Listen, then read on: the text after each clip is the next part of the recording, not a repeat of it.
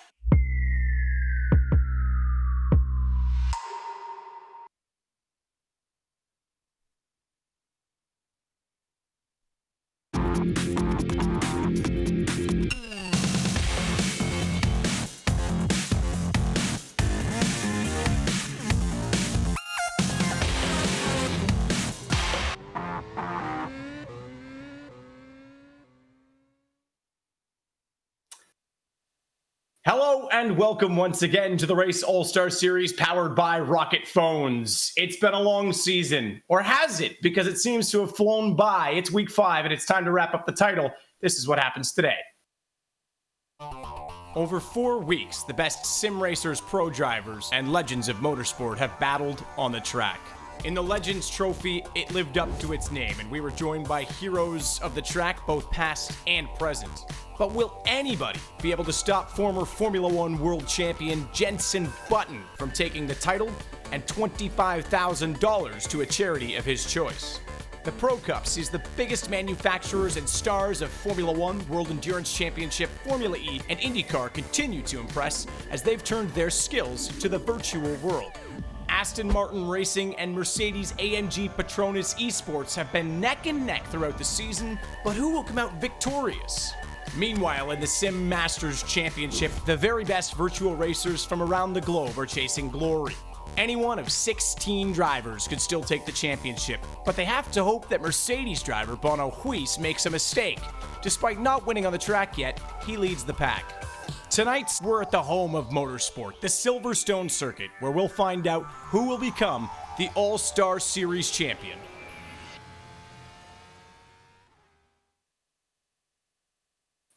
It is time to find our champion in all 3 categories, but joined now by a champion. It's Jolyon Palmer, who is no stranger to Silverstone. No, love it. Really excited for this final round. Championship at stake, and it's a legendary circuit as well. So fast corners, good overtaking spots. Very excited.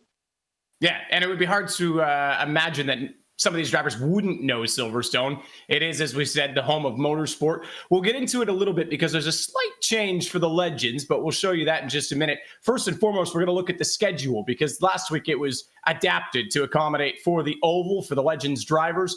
This time around, it's back to as it were, so it's pretty straightforward. The 15-minute schedule again for the Pro Cup, the Sim Masters, and the Legends Trophy is back to 18. So a little bit quicker in the action for those guys. But again, a big championship at stake for all 3, especially, I think, the Sim Masters, Jillian. Yeah, I think that the Legends Trophy is probably the least close. We've had some brilliant racing, and I expect more of the same, but Jenson Button's done a great job. The Sim Masters is absolutely all to play for, and the Pro Cup as well. But I mean, across the board, this whole series, we've had some unbelievable races. And again, we're at a Grand Prix track. It's a brilliant one. And the drivers, as you say, will mostly know it. Pretty much, they'll all know it. So I'm expecting some great action, really. Well, and this is a look at the tables. We'll talk about the manufacturers in a moment as well. Esteban Gutierrez continues to lead the Pro Cup. He's got a nice 13-point lead over Nicky Team, who, by the way, became a new father this past week. Congratulations to him and his wife on their son, Isaac. Charlie Eastwood's been consistent. That has made the difference in the Pro Cup. As you can see in the manufacturers, Aston Martin does have a decent lead. It's Ant Davidson, which we'll have to see a little bit more from. Started off the season great, had a win, kind of fell off, but back to Silverstone, maybe it's a bit more comfortable for him. Bono Huis is the story. He's had the lead since week 3. Kuba Basinski has been playing the reverse strategy. Unfortunately, it's unsure yet at this point whether or not he'll be joining us, but watch for Jurny Simoncic. He is extremely close. And Bono being the AMG Petronas esports driver, it'll be very tight at the team's championship as well. As for the legends, we mentioned it. Jenson Button is at the top. Great weekend out last week over Pirro in terms of that head-to-head at Indy, but it was Fernando Alonso, which we'll talk about, that was ultimately the class of the field. But Jenson has a chance to wrap up his second title for the Legends, which is pretty impressive, you have to say. He's been good. I mean, he's absolutely on fire. Well, I think he's actually standing by to speak to you right now, so we can discuss that. Jenson, you've been the class of the field, but I'm going to throw you under the bus because the first time I spoke to you was way back in 2017, and you were a bit hesitant about all this sim stuff. Has you changed your mind now that you're winning everything? Well, there's no real racing, so I'm gonna love it. Hey, you know. Yeah, I mean, it's been a lot of fun, and I think racing with these guys makes it extra fun. You know, people that I've raced against in F1. In other categories, but also people that I've always, wanted to race against from different decades, sort of almost half a century ago. So it's really cool to race against so much talent. And obviously this is all fun for us. We're really enjoying it, but there's a serious element as well. You want to do well. No, sim racing has gone pretty crazy lately, and I'm pretty happy to be a part of that because there's so much talent in racing drivers, but also you see how good some of these sim drivers are. It's unreal how consistent they are. I'm doing the Le Mans 24 Hours, and the guys that I'm with are just so fast. You're chasing them the whole time, but it's definitely a different way of driving. But all the same, it's still got a throttle, it's got a brake, it's got a steering wheel, and you're fine tuning yourself the whole time. Amazing. Well, we're going to leave it there. Thank you so much, Jenson. Best of luck today. We're going to send it to a break, and we'll get back into the action in just a second.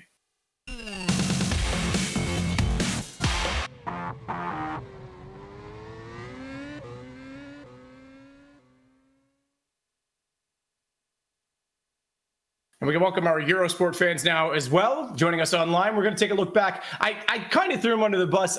He was very open about sim racing and said that he was very open to the new drivers coming through it, but was unsure of where it fit in. I think that's where I was getting to. And as you say, he can race against so much talent. There's so much going on. And some of the talent we have to look at right now, Julian, as we look back to last week's highlights, Fernando Alonso was incredible. Yeah, I mean, a double win. It was super impressive. This was just so great to see. Indianapolis, IndyCar, and really it came down to Alonso versus Button amongst a field of absolute legends, including the likes of Mario Andretti as well. But yeah, these two former teammates in Formula One, the class of the field. I'm interested to see how Alonso can do again now, back in the old Brabham as well, back in the classic F1 machinery. But, I mean, it was just so great to see them. And that was the finish. Absolutely nothing to separate them at the line there at race 1. Yeah, unbelievable. The other story that we had was Mario Andretti joined us. This is, by the way, Alonso's second race, started 21st. Came through the field. I think by lap 4, he was already near enough to the lead, if not in it, as he weaved his way and threaded the needle through traffic. But Mario Andretti joined us, which was super cool as well. Age 80, and he's still as passionate as ever about competition. And he was competitive. He was really quite quick as well. So these guys, This is alien to, I mean, not to Jenson. He would have grown up in Formula One with simulators, but to Mario Andretti, 80 years old, the prospect of a simulator would have been alien when he was racing, but he was competitive straight away. So I think your racing instincts, they don't seem to be vanishing for any of these guys. Yeah. Just to note Alonso as well, he's only been in the championship now for 2 rounds. Zandvoort, okay, the pace was there, the racecraft wasn't, but I think if you had given this guy a full championship, him and Button, that might be a battle at the top. There's tons of drivers joining us, as always. I think there's a number of them already dialed into the server, practicing and getting ready. You can look at some of the ones on your screen now. Many of them stand out to me for different reasons. We've had so many different stories, Jolien, but one of the ones that actually, in my mind, that's impressed, I have to point out, is Mike Epps. That's someone that wasn't on my radar at all. He's in the sim category because he was so fast in the pro, and he's looking excellent so far. You're really, really impressive, because in the last series, he was fighting for the Pro Cup, basically, but it was all, they weren't separate races, but he was doing really, really well. But he didn't actually win the Pro Cup. He's now moved because he's basically too competitive into the Sim Masters. And again, he's been on the podium. He's fighting with these guys, and they are the absolute establishment in terms of sim racing. It's super impressive. Very impressive. Don't forget to follow us on all the socials at We Are The Race. Click subscribe down below. We're about to get into the action in about 2 seconds' time.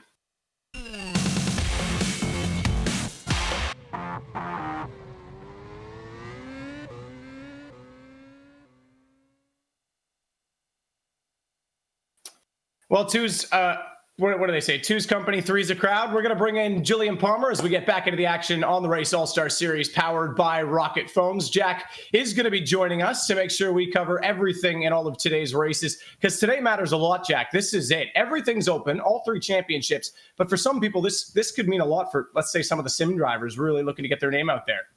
Yeah, absolutely. It's been a brilliant season so far, and I can't wait to see how it ends up, to be honest with you, because I think that the battle in all the classes is going to be really tough. Jenson Button looks like he has a bit of a handle on things in the Legends Trophy, but apart from that, it's all up for grabs. I think it very much is up for grabs. And one driver who's been grabbing a great amount of points for Aston Martin, it has to be said, is Charlie Eastwood, who's standing by to chat with us now. Charlie, how's it going? How are you feeling coming into this final round? You're third in the standings, but your teammate, Nicky Team, is second. Is there like a teamwork thing, or is it every man for himself? Yeah, we definitely have to think about the team, and the Aston Martin Championship is the big one for us, to be honest. Actually, in round 3, we ended up colliding together, just going down the straight, and I got a penalty for it, which goes out of the realms of teamwork. But yeah, we're just going to try and stay out of trouble and try and keep the lead over the Mercedes guys, who probably at the minute today have more pace over both of us. So and with the super sub of Stoffel Van Dorn coming in, it's going to be pretty tough. Okay, best of luck for the race. Thank you. And for that race, we mentioned it, it's Silverstone. Everyone will know it. Great track, definitely. We talked a little bit about this actually in our pre-show, which is not live, but just us chatting, that you guys think the newer circuits opened up a lot more racing opportunity, Julian. Oh, it has, definitely. The old track was great. It had a superb flow to it. That's the difference there that's just been highlighted, the old Vale chicane, which the Legends will use. It's a bit quicker than the slower Formula One track. But yeah, the new layout with the new turn 1, 2 at Abbey, and then the big sweep.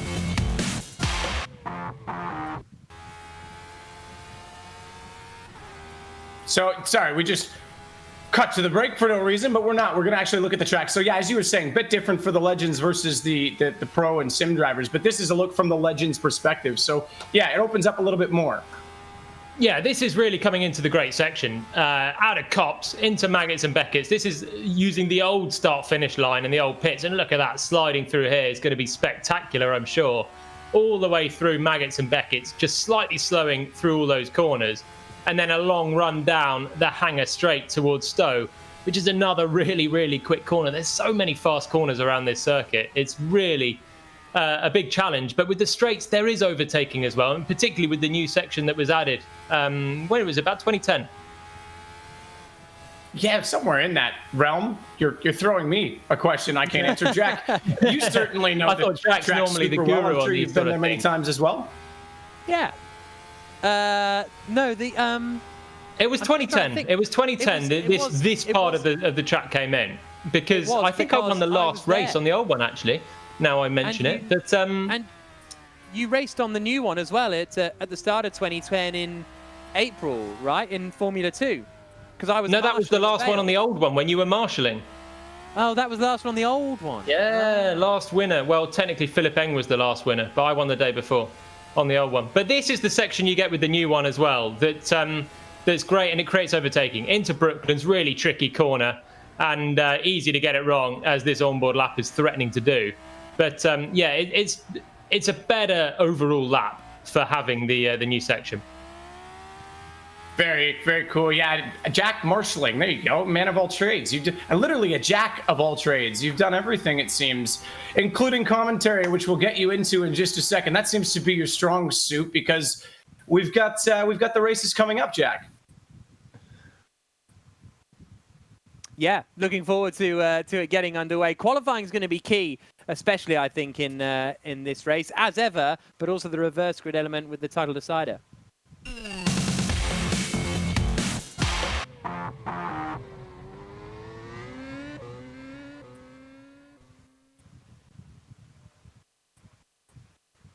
Well, don't forget as well, of course, we've always got stuff for you guys at home, more than just entertainment, but a chance to get some goods for it. You can check out the Rocket competition. Here's how it works.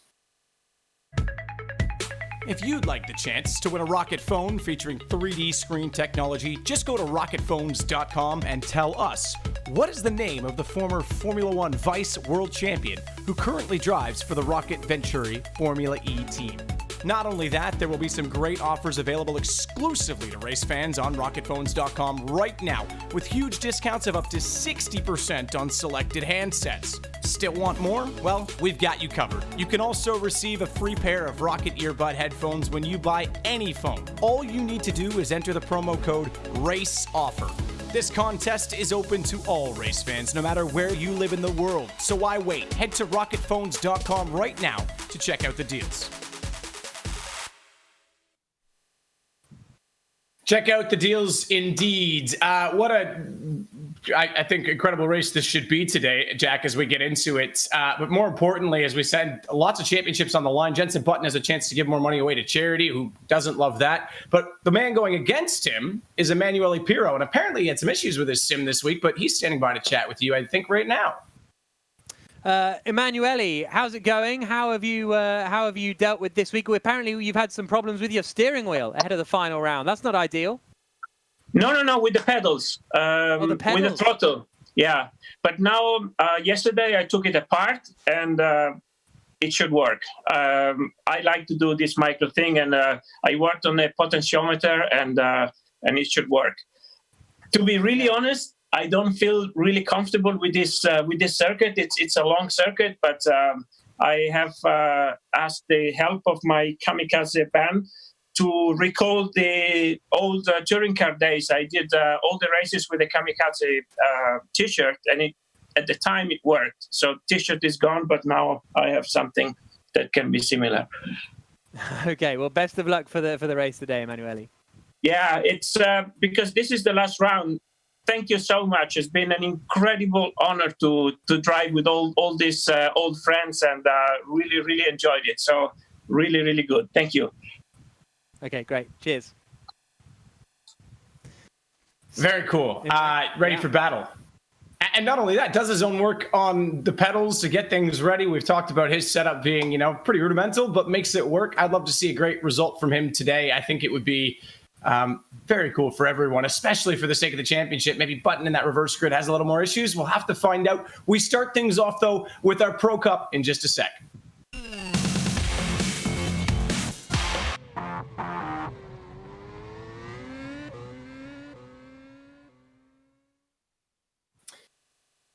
Welcome back to the Race All-Star Series powered by Rocket Phones. And first and foremost, I will correct myself. I said at the top that Anthony Davidson will be looking to make some points today for Mercedes Petronas AMG. It's a little bit different, in fact, because Stoffel Van Dorn, who actually just got a win in the Formula E race, and now leads that championship, is going to be in his place. So maybe that's a bit of a boost, Jack, for the Mercedes chances against Aston Martin.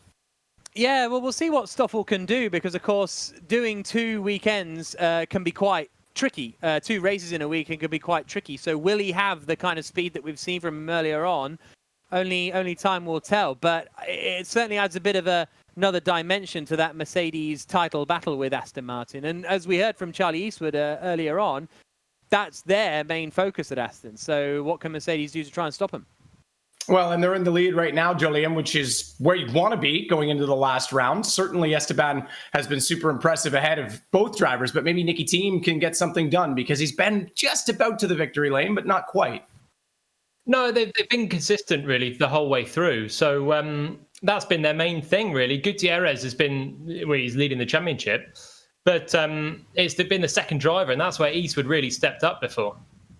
Well, Jack, of all trades, we've got you back in the one that you're most known for. It's time for qualifying, and therefore, take the commentary away. So out on circuit then is the RV Race All-Star Series Pro Cup entrance, and here's championship leader Esteban Gutierrez coming through Luffield. And out onto the start-finish straight. Let's see what Gutierrez can do.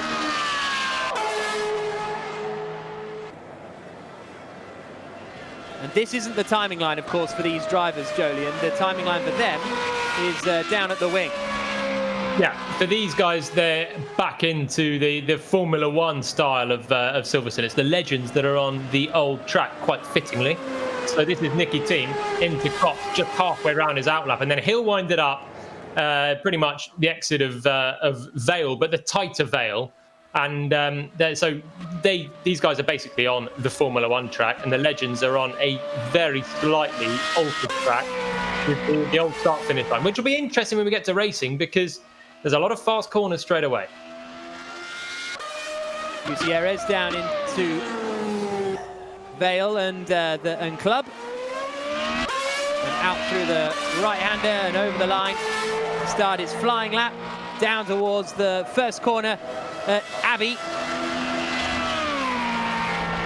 And he's been so strong in qualifying, hasn't he, Gutierrez? That's really helped him, obviously, in the course of this championship challenge. He's pretty much the fastest guy across the board for the last 4 weeks. On average, he's the fastest man. And he's made that work with good race 1 results. That's not enough on its own, though. He's been solid enough in the reverse grids, but to be honest, it's the reverse grids where Nicky Team and Charlie Eastwood have been more competitive. So this one may well go the full course of the day, because both Team, who's on a lap in the top right there, and Gutierrez, who's our main picture coming out of Luffield, they've been competitive, but the reverse grids we've seen are so important. Here comes Gutierrez into turn 1. Through the right-hander of Kopp's, not turn 1 anymore. I said it will be turn 1 though for the legends. We're seeing Nicky Team up in the top right, and he's coming through Maggots and Beckett's, and out onto the hanger straight again. Good first 2 sectors for Gutierrez, but we don't really have a comparison. I think this is going to be a one-lapper here, Jolien, as well, isn't it? But I don't think we're going to get multiple laps in this session. Maybe. No, it's not going to be doable, I don't think. So it's all or nothing, really. Yeah, 1 lap, and also it's going to be hard on the tyres this circuit. So many fast corners. Tyre wear has been a factor the whole way through. It is a 1-lapper because Gutierrez is crossing the line now. And what's he going to do? He goes to the top. That's crucial by just 12 thousandths of a second, and that's his 1 lap done. Here comes Nicky Team. Here he comes out over the line. Team goes 4th. So Gutierrez on provisional pole, but look at Stoffel Van Dorn straight in there in 3rd place. Agustin Canapino's in 2nd. Team 4th. Guerrieri in 5th as they come down into the right-hander. Eastwood just 9th then in the other Aston Martin entry. That might yet go down if a few others can pip him, but another championship contender, and certainly one of the team contenders with Aston Martin, is a little bit on the back foot. The times are close though. He's just 0.4 of a second away, down in 9th position. Gabby Chavez through the right-hander, and Daniel Rowbottom is in 30th place at the moment. I don't know if he's going to get this lap finished, you know. He's got no time, but it seems as though he's gone out quite late. He won't finish it. He won't finish it. He hasn't got the time to get across. So for some reason, Rowbottom has left the pits too late, and he's going to time out, I'm pretty sure, before the end of this lap. So that's going to let some people off the hook. But looks like Gutierrez has just about done the job. Here's Bradley Smith, who has been quick at times, but it doesn't look like the best of laps for him here. Smith, 7th at the moment, and I think he's going to remain there as he cuts the timing beam. And Gutierrez then takes pole position. What a strong drive from and he just keeps delivering, doesn't he? I think that's the impressive thing about Gutierrez, is he just keeps delivering. He's on a roll. I'm impressed with Van Dorn, straight in and third on the grid, just half a tenth away from his teammate Mercedes. Gutierrez on pole. Van Dorn there really has brought Mercedes into play in the team's championship. Certainly has. Here's a look at the grid. Esteban Gutierrez starting on pole position. Agustin Canapino in second. Stoffel Van Dorn in third, with Nicky Thiem in fourth place. Then we've got Esteban Guerrieri in fifth. Franco Colapinto starts in sixth spot. Bradley Smith and Tom Ingram in seventh and eighth. And then we have got ninth for Charlie Eastwood. So that's a bit of a frustration for him, but we know he comes into his own in the reverse grid formats. 10th is Alex Buncombe. Yaya Fay in 11th spot, with Bruno Spengler in 12th. Tristan Vautier 13th. Devlin DeFrancesco 14th. Johnny Adam and Jack Aitken, the top 16. Further back, we've got Aidan Millward, Kevin Hansen, Lachlan DeFrancesco, and Michael Benya here. And then we've got James Headley, Martin Plowman, Seb Montoya, and James Pull, the top 24. So the cars are lined up on the grid. Penultimate race of the season about to get underway in the Pro Cup. Gutierrez on pole, Canapino alongside him. Van Dorn and team in third and fourth. It's not a great start from Gutierrez. Canapino gets up the inside as they come into Abbey Curve. But Stoffel Van Dorn in the other Mercedes is in there as well. So is Nicky Thiem. It's Charlie Eastwood who we need to keep an eye on, trying to climb up the order. Someone's arrived in backwards. And I think Thiem almost got involved in that. Johnny Adam and Alex Buncombe, I think, got a bit of a hit. And Charlie Eastwood has managed to get himself up into fifth position. But it's a Mercedes 1-2 up at the front at the moment. And it was a really good recovery from Gutierrez, because it looked for all the world like Canapino was going to be straight through. His start was better. He was on the inside. But Gutierrez must have just scrubbed less speed through turns 1 and 2. And remains in the lead. I think Canapino might have got a little nudge in the back from Nicky Thiem as well, down at Village, turn 3, and that allowed Van Dorn to swoop through as well. So Mercedes 1-2, but at least for Aston Martin, Eastwood up in 5th, and he's just ahead of Yifei. Lap 1 of 7. Gutierrez in front. Van Dorn second. And now look at Thiem. Thiem right in behind Canapino as they come down the start-finish, the hanger straight up the inside into Stowe. And he can't. Can he get the job done? No. Canapino hangs on around the outside. Oh, that was bold from Nicky Thiem, wasn't it? Cut across, but takes third place. Ruthless overtake, but it really, he did it well on the brakes into Stowe. Canapino tried to hang it around the outside. Team ushered him to the outside on the exit of Stowe, and then made sure that he was ahead before Vale. And luckily, he was ahead. Otherwise, I think he would have had a bit of an incident there if Canapino had any level of overlap, because he did snap across quite aggressively. But a nice move from Nicky Thiem, up into third, and he's getting on with it quickly. He needs to for the championship. This was the replay on board with Sebastian Montoya coming through turn 1. Let's see if he sees any of the chaos in front. Whoa, he sends it in a bit deep, doesn't he? And then spins around. Not particularly cautious into the loop that time around. I think he was the chaos into turn 3, wasn't he? There was a couple on the outside that went wide, but I think he missed his braking point by about 20 meters and launched into the side of someone else. So overzealous.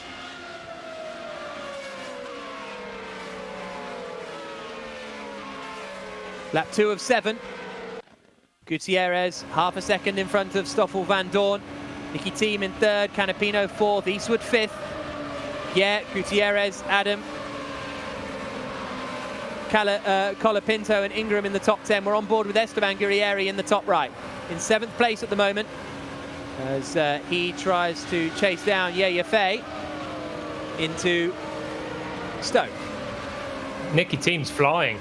Team's right behind Van Dorn now, and pressuring the second of the Mercedes into to try and pass him, probably into Village or Brooklands on the next lap. But yeah, Van Dorn's not exactly falling away from Gutierrez, but Team has some race pace under his belt right now, past Canapino, and now look, right tucked in behind Stoffel Van Dorn. Really, really close.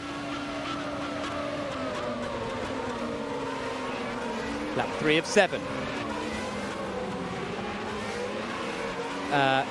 It is Eastwood in the top right in 5th spot. Canapino in 4th. And then it's Gutierrez out in front by 0.3 of a second. We're on board with Van Dorn, looking back at Nicky Team in 3rd position. And Gutierrez isn't getting away at the front, but I think Van Dorn, because he's not in a drivers' championship fight, he's going to be very happy to just sit there in 2nd spot and do the team job on Nicky Team. Charlie Eastwood is still 0.4 of a second behind Canapino.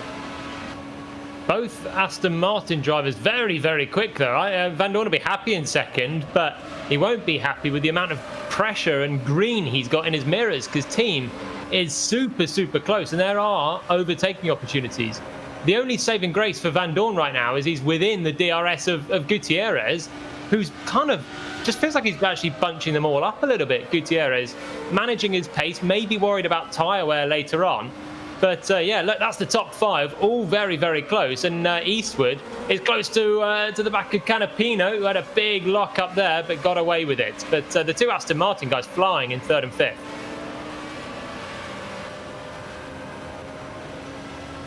Lap 4 of 7.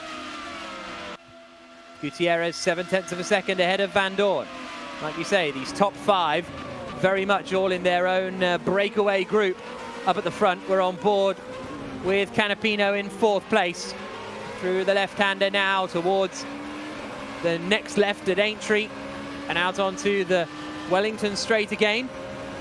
Underneath the bridge and down towards Brooklands. Nothing Canapino can do here, and he's in the championship fight, Canapino. He is currently 4th in the standings, but he is some 50 points away from Gutierrez. There's a lot of points on offer, but it's still more of an outside shot than anything else, especially with Gutierrez and Team all up, and Eastwood up in this top 5 as well. They've dropped Esteban Gutierrez. I think Canapino needs all of the rest of them to wipe each other out. He's the closest to wiping himself out now. He's just gone very wide exit of Cops, and he's very scrappy, Canapino. I think he must be taking a bit of life out of those tyres, just sliding everywhere, locking up everywhere, and with Eastwood right behind. But his team just made a really bad exit, I think. Here comes Canapino then into Stowe. To the outside. Tries to get the cut back, not working there. What about down into Vale? Team leaves the door open a little bit. Canapino takes advantage.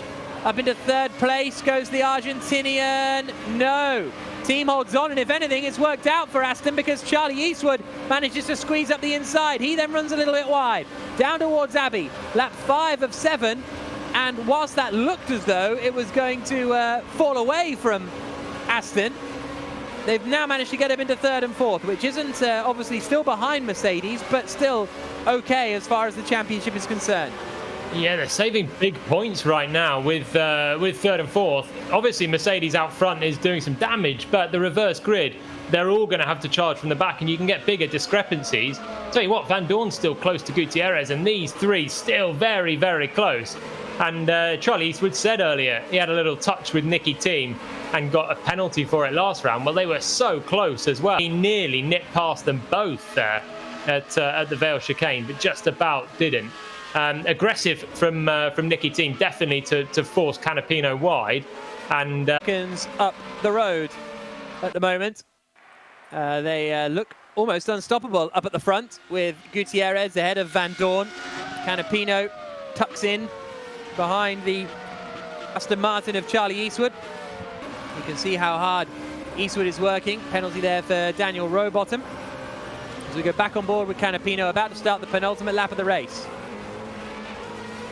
I wonder if Team's losing his tyres now, because he was very, very quick early on, threatening to pass Van Dorn, and now it's Eastwood that looks the quickest of this bunch, trying to pass Team.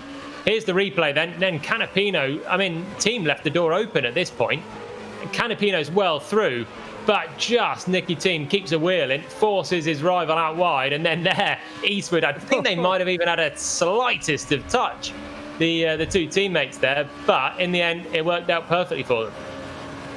So Gutierrez continues to lead the race, extending both he and Mercedes' advantage at the top of the championship, with one more race to go after this, but it will be a reverse grid race, a very busy reverse grid race.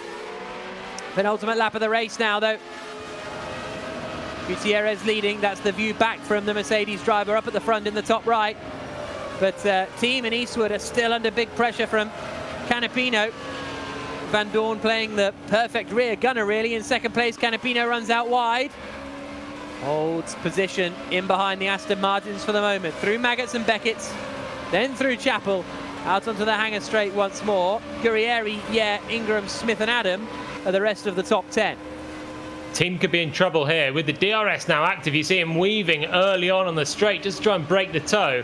And I think it's actually worked for him. Eastwood not quite close enough. Canapino thinks about it. Big oversteer on the way in. Huge commitment. And he's alongside Eastwood, is he? No, not quite.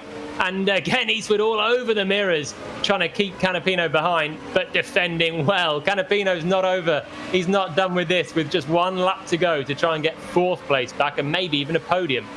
Final lap of the race. What a great fight this is. Gutierrez out in front, 0.6 of a second ahead of Stoffel Van Dorn. Nicky Team, though, 4 seconds back in third position with Charlie Eastwood behind in fourth.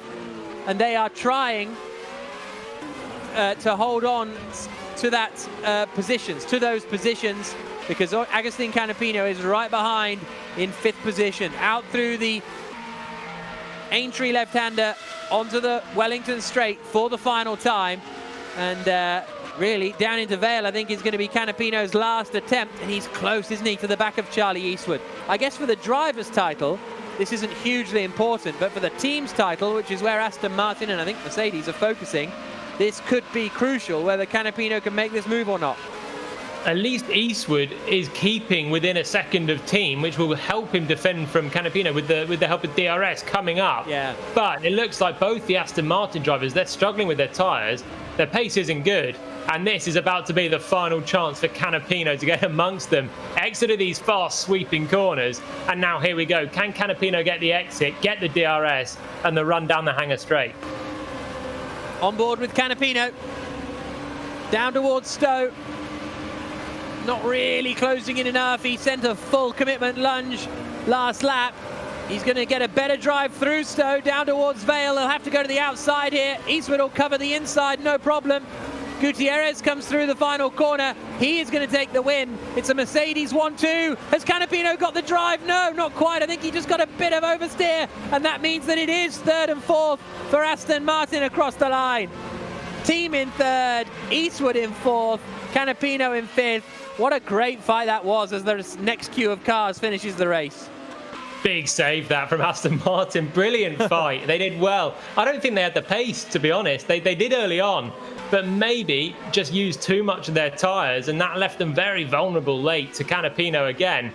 But great racecraft. Charlie Eastwood putting his car in the right places, and Canapino with more pace just couldn't get round him.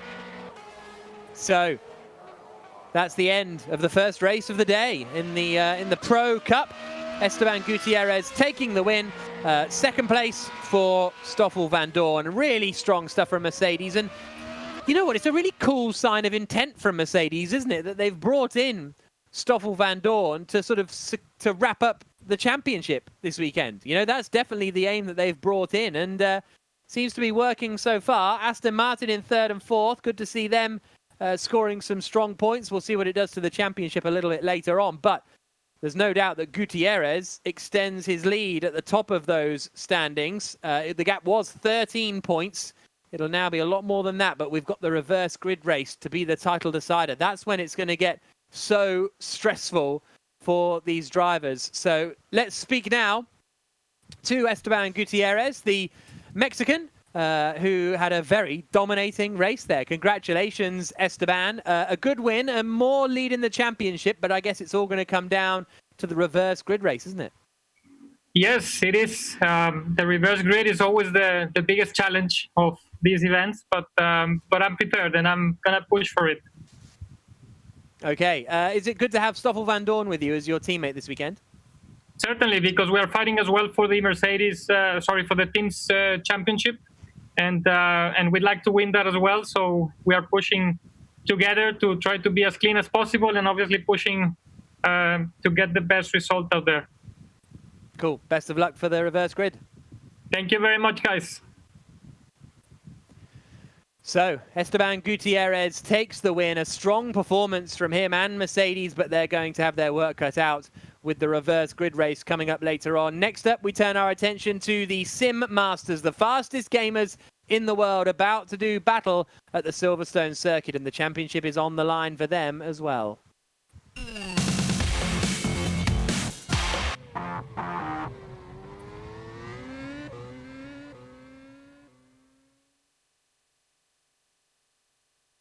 If Mercedes brought in Van Dorn to win the team's championship specifically, that is a heck of a way to start.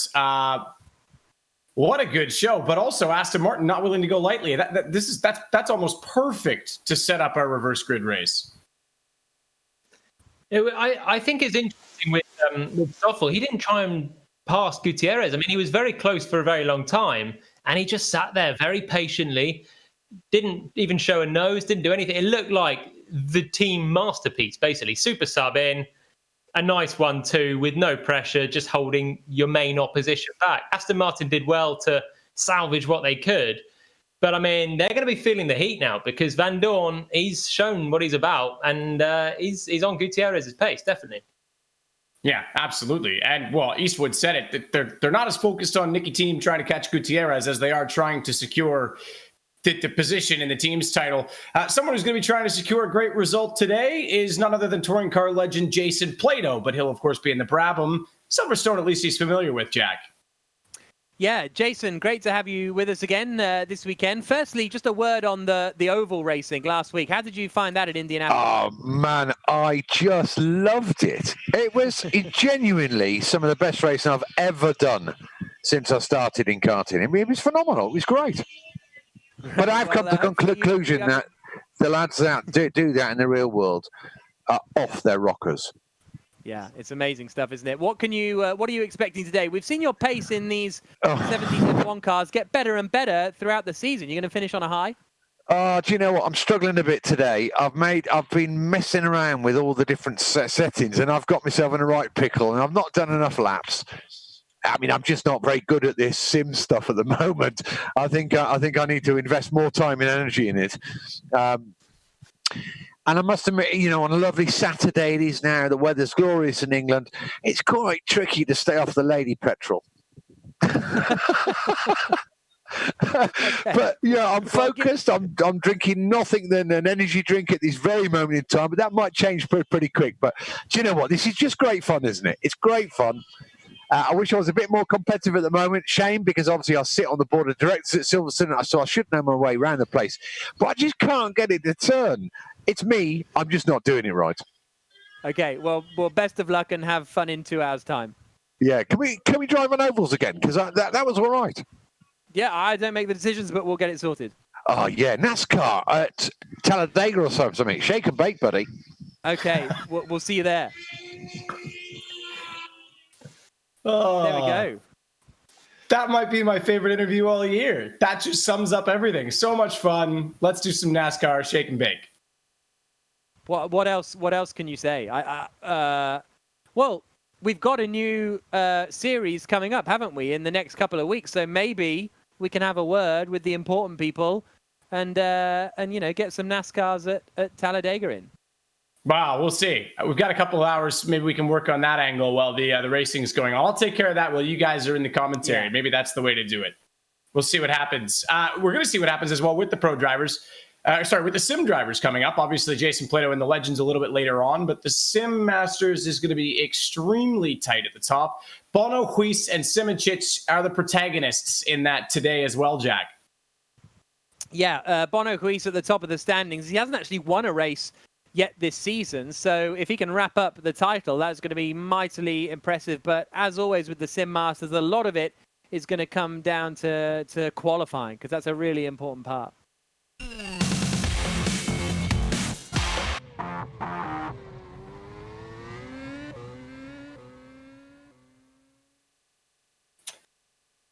Well, welcome back to the Race All-Star Series powered by Rocket Phones. It's time for what is arguably the closest race anywhere in the world right now in terms of sim racing, real racing. It doesn't matter because these sim drivers are neck and neck. 16 drivers total had a chance coming into this. And Julian, it really is a battle of qualifying because there's been some different strategies.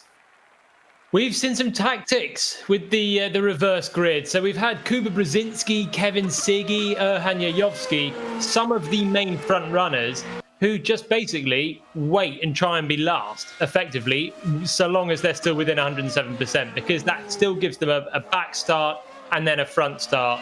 And it means they don't go alongside the likes of Bono Huis or Jourdain Simoncic, who have been probably overall the fastest. But let's see what happens again here, because obviously the championship's now at stake. The pressure's up, and there's a little bit more to lose for some. So here they are then, out on circuit now for the qualifying session.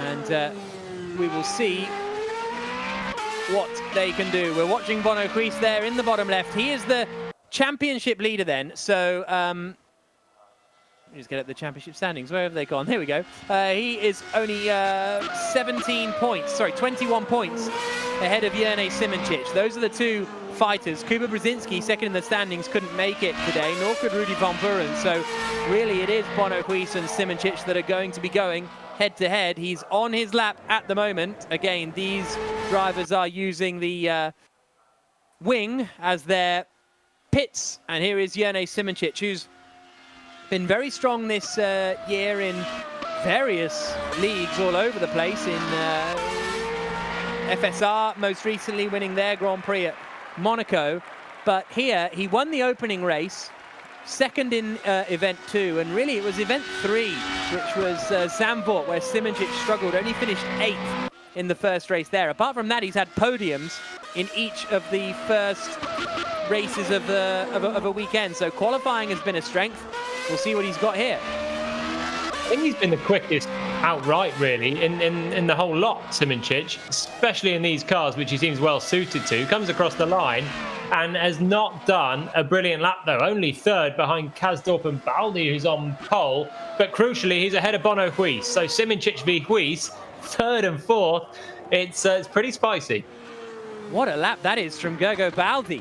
He's been a sort of front runner, you know, top 10 finishes here and there, but to come out and secure a pole position like that is really impressive. I'm just trying to look for him in the standings there, but a very strong drive from Baldi. He's got a best finish this season of 9th, which was the first race last time out at Indianapolis. So a best of 9th, and now he's stuck it on pole position.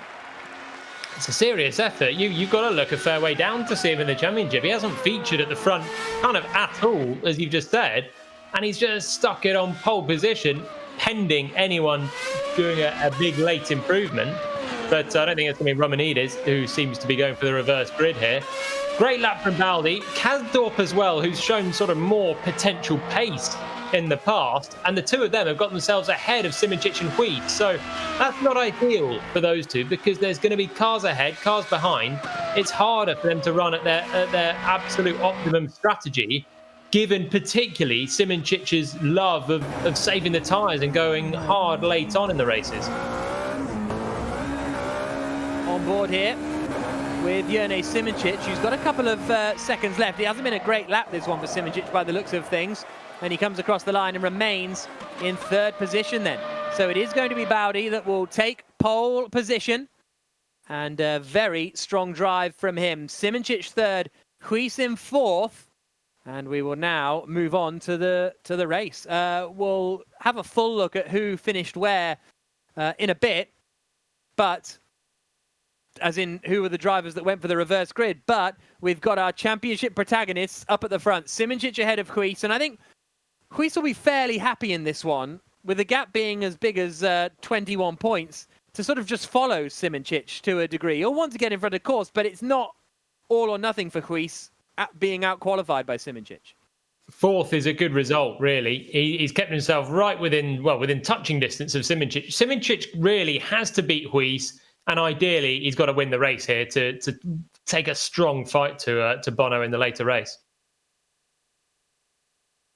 So Baldi will start on pole position. Kasdorp will start alongside him on the front row of the grid. Lucas Blakely, who was the latest guest on the Race Esports podcast, which you can download from all podcasting places. He starts in fifth on the grid ahead of Risto Capit. Mike Epps, ninth on the grid. Nikodem Wisniewski in 11th place. Yuri Toman in 12th position. It's disappointing for Wisniewski. Yeah, that's true. He's had a strong season so far as Wisniewski, ninth in the standings, but a race winner in the first race in Portugal. But here we go. The race gets underway in the Sim Masters. Baldi gets away from Kasdorp. Simoncic immediately on the attack, trying to take second place around the outside, and Abbey's going to be a brave one. Bono Huis tries to take advantage of that and get up the inside of Simoncic himself. Lucas Blakely is on the outside. Huis, does he make it through into third? They're still side by side, and he does. Bono Huis gets ahead of his title rival, Jurnej Simoncic, in the first couple of corners. Blakely still fifth. Capit, Siebel, Bock, Epps, Wisniewski, the rest of the top 10. Capit gets ahead of Lucas Blakely, but it's Gergo Baldi who is leading the way down into the left-hander at Brooklands. Bono Huis up into third. Perfect start for the Dutchman. Big for the championship. Bono Huis getting ahead of Simoncic then. Actually, Simoncic's start was lightning. I think it was the best of anyone's, and he was trying to go around the outside of Kasdorp in turn one, but must have had to blend out the throttle slightly, and it just allowed Huis up the inside into three. So a great start, nowhere to go, and now the worst case scenario, looking behind the man he has to beat really in this race. Now we're on board with Huis, who's trying to get a move done on Yuri Kasdorp, who has a bit of a slide and a twitch coming out onto the hanger straight. Huis unable to get close enough. Interesting to see what Baldi's race pace is going to be like, because as we've said, he's got a best finish of ninth, hasn't really competed at the front of the order so far. So is he going to be a bit of a stopper in the bottle, a little bit of a moving roadblock for these drivers, or is he going to try and pull away? Well, he'll obviously try and pull away, but is he going to be able to pull away up at the front? Watching Bono Huis coming through the left, then the right. Simoncic still there in fourth position as it stands. Close. He's close to the back of Bono Huis here. I think Huis went in so deep into the Vale chicane. Thought he's going to rear end the back of Kasdorp. Kasdorp's now really close to Baldi for the lead, but doesn't think about a move here. Can he get a perfect line out of the loop this corner, turn 4? That will slingshot him. Oh, he's had a big slide. That's probably done the exact opposite. It's going to give Bono Huis a chance. And that's Kasdorp very, very close and just a little bit too eager on the throttle then exit of 4. On board with Huis. Baldi leading just 0.2 of a second ahead of Kasdorp. Coming through the right-hander. Baldi's not quick. No. He's really bunching them all up right now, and Kasdorp, I think, knows it. That's why he's pushing it hell for leather to try and come through straight away, because Baldi's qualifying lap was brilliant. His race pace doesn't look so good, and Bono Huis now tucked right in behind Kasdorp as well. It's so close. This is going to be a tough one here for Baldi to hold the lead of the race. They come through Maggots and Beckett. Simoncic will try and take advantage. Huis now right behind Kasdorp as they come out onto the hanger straight under the Bogarts Bridge and towards Stowe, but at the moment still none of them are making moves, although as I say that, to the outside goes Kasdorp for the lead. Round the outside at Stowe is going to be quite the move, and he pulls it off.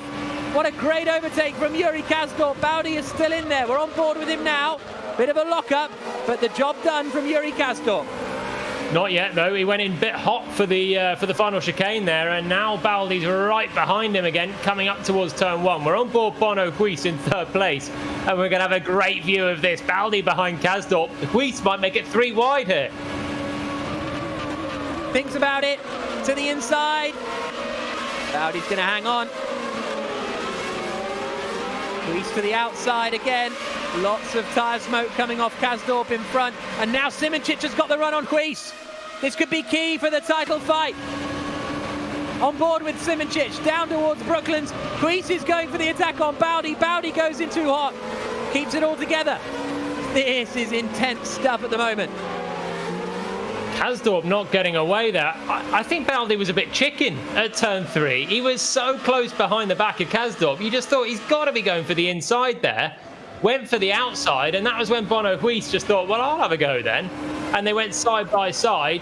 Baldi's still ahead. He's gone wide there on the exit of Copse, but that hasn't slowed him down. And somehow he survives. But Kasdorp out front now has got to try and break away. This is the replay of the start on board with Bono Huis, and this is how he ended up getting past Jurnej Simoncic. Didn't get a great getaway. Simoncic's reaction was so good to the lights going out. He just reacted quicker, got alongside, but then had to just blend out. And that's what allowed Bono Huis to come up the inside. And from this point, it was difficult for Simoncic to fight back, really, with Bono having the inside for 3. And then almost going into the back there of Kasdorp at 4. Lap 3 of 7. Kasdorp out in front, 7 tenths ahead of Baldi. Huis in 3rd. Simoncic in 4th, and they're right together. So they, over the course of this lap, they've lost ground to Kasdorp and Baldi, haven't they? And here comes Simoncic to the outside. There we see the focus from the face of Bono Huis. Holding on to the position at the moment. Lucas Blakely is right involved in the fight as well. Huis is in trouble here. Really scrappy through 3 and 4. Lockups, and now he's defending straight away from Simoncic. Simoncic to the outside. Go all the way around the outside at Brooklands. Great move from Jurnej Simoncic. No, Huis is still in there in 3rd place at the moment. Simoncic gets the drive. This is not going to be over for a long time. What a move that was, though, from Simoncic, right around the outside. I think he tried the lap before, and I think Huis thought that he was going to go for the cutback switchback exit, and he slowed it on the apex, and Simoncic just drove right around the outside. They're still side by side into Maggots and Beckett's. Surely you can't go too wide there, and they just didn't. But this is going on for now. Simoncic, crucial move though, and now it's Capit that's next up behind Bono Huis, and now Simoncic has got to check out and try and catch Baldi and Kasdorp. They have disappeared, Kasdorp and Baldi, but now Huis goes to the outside, and he gets around the outside at Stowe, and then it's Capit going into the back a little bit there of Simoncic as they come down into the left-hander at the Vale and then out through Club. So lap 4 of 7, Kasdorp leads, Baldi 2nd, Huis is back into 3rd with Simoncic in 4th. What a race, and it's all kicking off behind them as well. Now this is for the championship, the 2 main protagonists, 3rd and 4th. Huis had DRS then down the hanger straight. That gave him a huge run. But now we're going to have the reverse. Simoncic will pick it up on the exit of this corner now and should attack once again down to Brooklands. We've only got a few laps left, and Simoncic has to surely get ahead of Bono Huis and ideally catch those 2 ahead. On board with Dennis Lind, who's fighting with Mike Epps, 2 of the real-world racers that are involved in this Sim Masters. Lind to the outside. Can't get it done.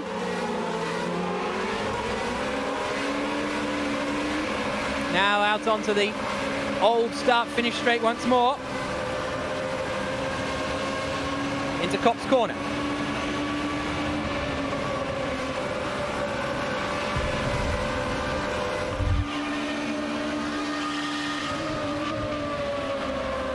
And that's the replay of Simoncic and Huis.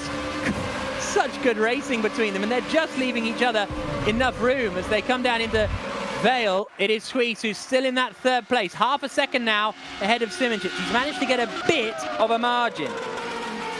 Simoncic clear of Capit, who's now looking behind him at Blakely, Epps and Lind. I tell you what, that touch there from Huis and Simoncic, you would not fancy that in real life. exit of Stowe corner, just the left front of Simoncic kissing the right rear of Bono Huis. And yeah, they got away with it, but super close. Just about gave each other enough room, and they live to fight on another day. Lap 6 of 7, and here we go again. Simoncic now eyes only forward at Bono Huis, and Huis with a lock up at 3, feeling the pressure. Simoncic has to get this corner right, turn 4, because then there's a long run down to Brooklands, and look how close he is. Here they come. Simoncic looks to the inside. Huis doesn't cover it, and Simoncic goes through. Up into 3rd place. Nice clean move that. But Huis will now sit in behind. We're on the penultimate lap of the race already. What a quick race this has been.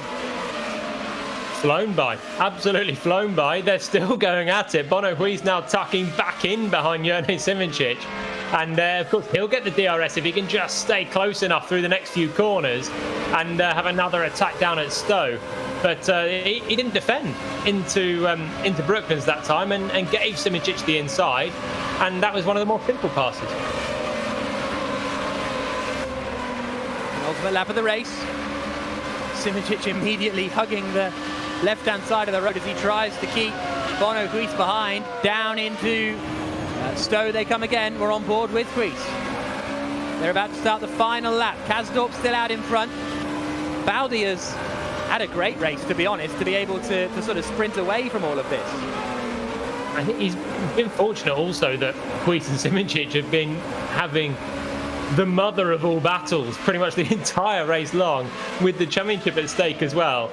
It's been fraught racing between the two, but they're still going in 3rd and 4th, and there's still just half a second between them onto the final lap. But that has allowed Baldi and Kasdorp just to march away pretty unopposed out front, and they won't catch them now. Final lap of the race. Bono Huis in the top, closing in a little bit on Jourdain Simoncic. Not quite enough though at the moment. But he'll have one more go down into Stowe, you would have thought. Kasdorp's lead 1.5 seconds ahead of Baldi in 2nd place. Fight, well, intense fights all the way through the field. Lind on the back of Risto Capit now in the fight over 6th position. But keep your eyes on Bono Huis, because he's very close to the back of Jourdain Simoncic. He might just go, runs out a little bit wide at Copse and straddles the curbs a little. Through Maggots, Beckett. And the start and the hanger straight, I think he's too far back, you know. I think that Simoncic is going to hold this, but Yuri Kasdorp coming through Stowe corner now. He's had a podium finish in the first race at Zandvoort, but that's been his best result of the season so far until now. Yuri Kasdorp through the final corner. A great drive from the Dutchman to take the win at Silverstone. Huge delight for Kasdorp. It's going to be 2nd for Baldi, and it is going to be 3rd for Simoncic.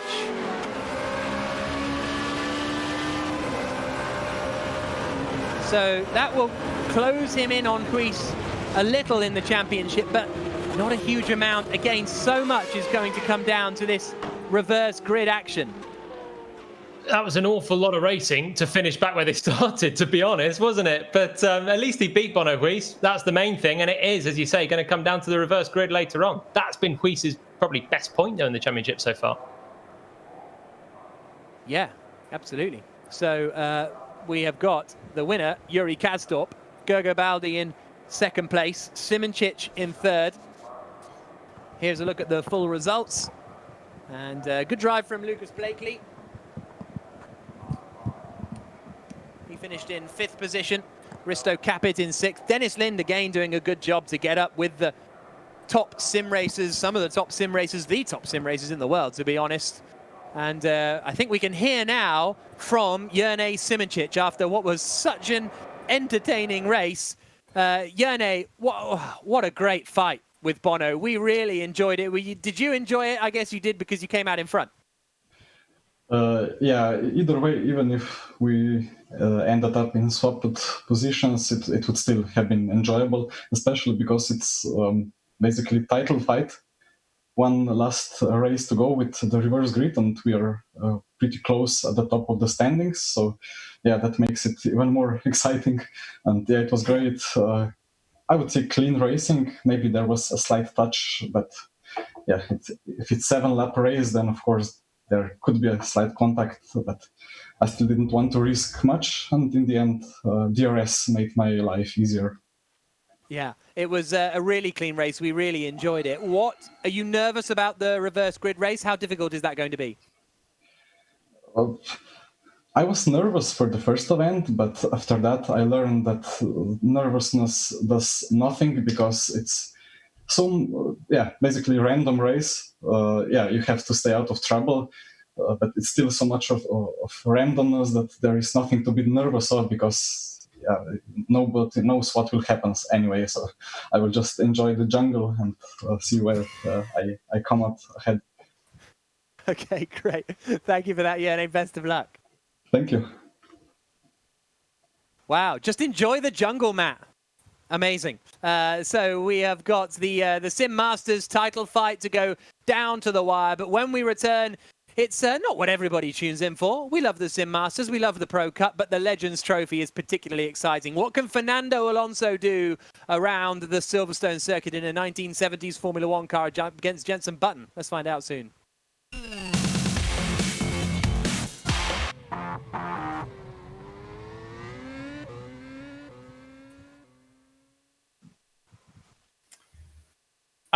Incredible race. That might be, I know we've had a lot of great Legends battles and seeing names like Button and Alonso battle, as you say, he's coming up. That and those moves, the drafting, the outside passing, the slight wheel contact, that was an incredible race between the two title protagonists. And I enjoyed every minute of that. Obviously, DRS is a point worth talking about, Julia, because it does lend itself quite well at a track like Silverstone. It's good. It's a Grand Prix track. And as I said before, at the top of the show, they altered it to help overtaking. And we've seen that. Out of turn 4, the loop into Brooklands is the main point. And we've seen it in the Formula race car. Both races so far have been great racing, sadly for third place, but with the main title protagonist involved. So they're just giving us all the ingredients for a thrilling finale when we get to the reverse grid races.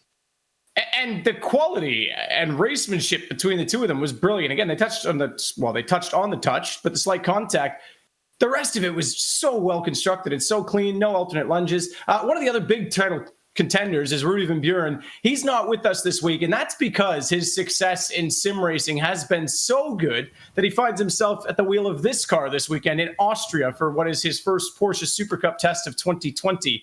That's a pretty cool thing to have achieved, I think, through sim racing, obviously doing so through the world's fastest gamer, the first iteration of the competition where he was a sim driver with McLaren, and now he's gone and gotten the real car. Jack, I'm pretty jealous. We can forgive him for not being here, can't we? Fair enough, actually, Rudy. Yeah, absolutely. Does have some implications on the championship in the competition, but doesn't change any competition for you guys at home. Here's how you can get involved in one in your own desk, at your own desk. If you'd like the chance to win a Rocket phone featuring 3D screen technology, just go to rocketphones.com and tell us, what is the name of the former Formula One Vice World Champion who currently drives for the Rocket Venturi Formula E team? Not only that, there will be some great offers available exclusively to race fans on rocketphones.com right now, with huge discounts of up to 60% on selected handsets. Still want more? Well, we've got you covered. You can also receive a free pair of Rocket earbud headphones when you buy any phone. All you need to do is enter the promo code RACEOFFER. This contest is open to all race fans, no matter where you live in the world. So why wait? Head to rocketphones.com right now to check out the deals. Pretty cool stuff to get involved in. And if you want to keep involved with everything that's been going on, don't forget to check out @WeAreTheRace on Instagram and Twitter, as well as hitting subscribe down below. Jack's already alluded to it. We've got season 3 potentially. I shouldn't say potentially. It is coming up. We'll hint to that a little bit later on and talk a little bit more about it, Jack. But if it's anything to go on based on this season and the previous, that's going to be pretty epic. Yeah, really looking forward to the next, because at the start of this month, we knew we would be doing a race every weekend in May. Looking forward to it. Excited. But then you get towards the end of May and you think, oh, I hope there's some more to come, and there is. So really looking forward to it. We'll give you more details over the coming weeks, but focus is still on the championships that we've got to be decided today before we look on to the next championship, even though we're all excited for the next championship. Yeah, and the focus now, of course, being Fernando Alonso and the Legends. He's someone that with a restart in a championship, hey, maybe he's a protagonist. We'll see if he can get it done. He struggled in the Brabham at Zandvoort. It's a bit more of a handful. A few more corners than Indy. We'll get there in just a sec.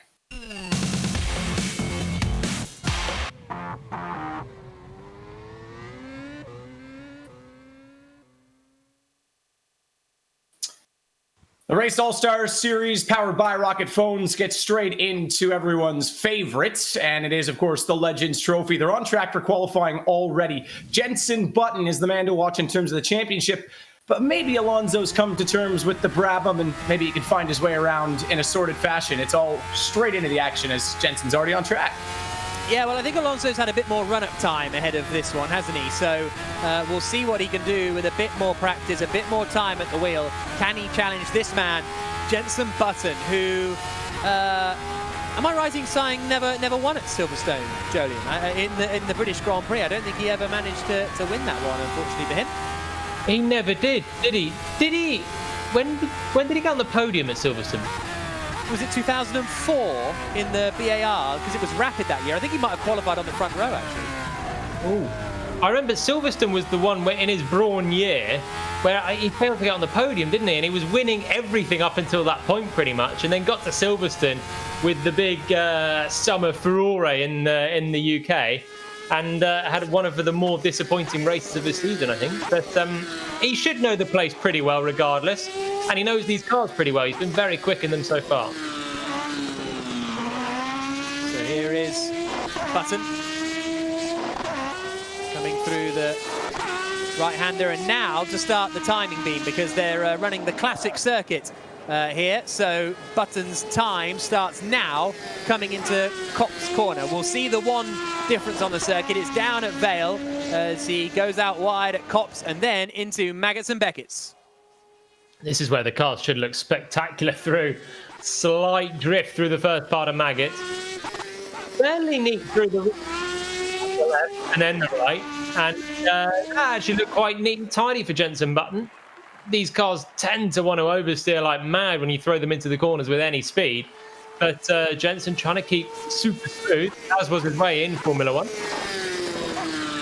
Steering wheel as well, and no, very little modulation, to be honest, on the steering wheel through Stowe Corner. And now we come to the new chicane, the Vale old school quick left flick, and then into this right that brings us onto the regular track again. Into the right-hander at Vale.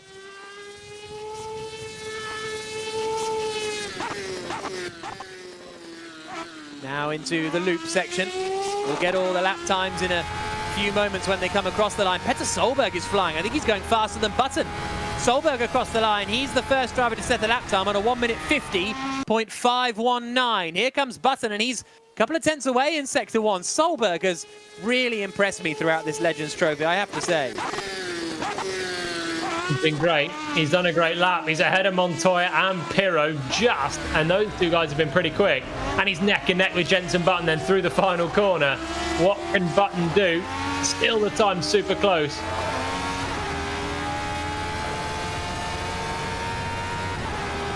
Button across the line. And his pole. Wow, what a lap from Jenson Button. He goes 6/10 clear of Petter Solberg. Magnussen is half a second adrift, but Alonso's gone purple in Sector 1. Here comes Tom Coronel. Through the right-hander and out onto the timing line now. Coronel goes 13th. What can Alonso do? I think he's up in the middle sector as well. There is the two-time world champion down in the bottom left. Alonso to the line. Lap here. Button on provisional pole. Alonso goes quicker by 6/10. What a huge lap from Fernando Alonso to take pole position for the Legends Trophy. Do you think he's done some practice?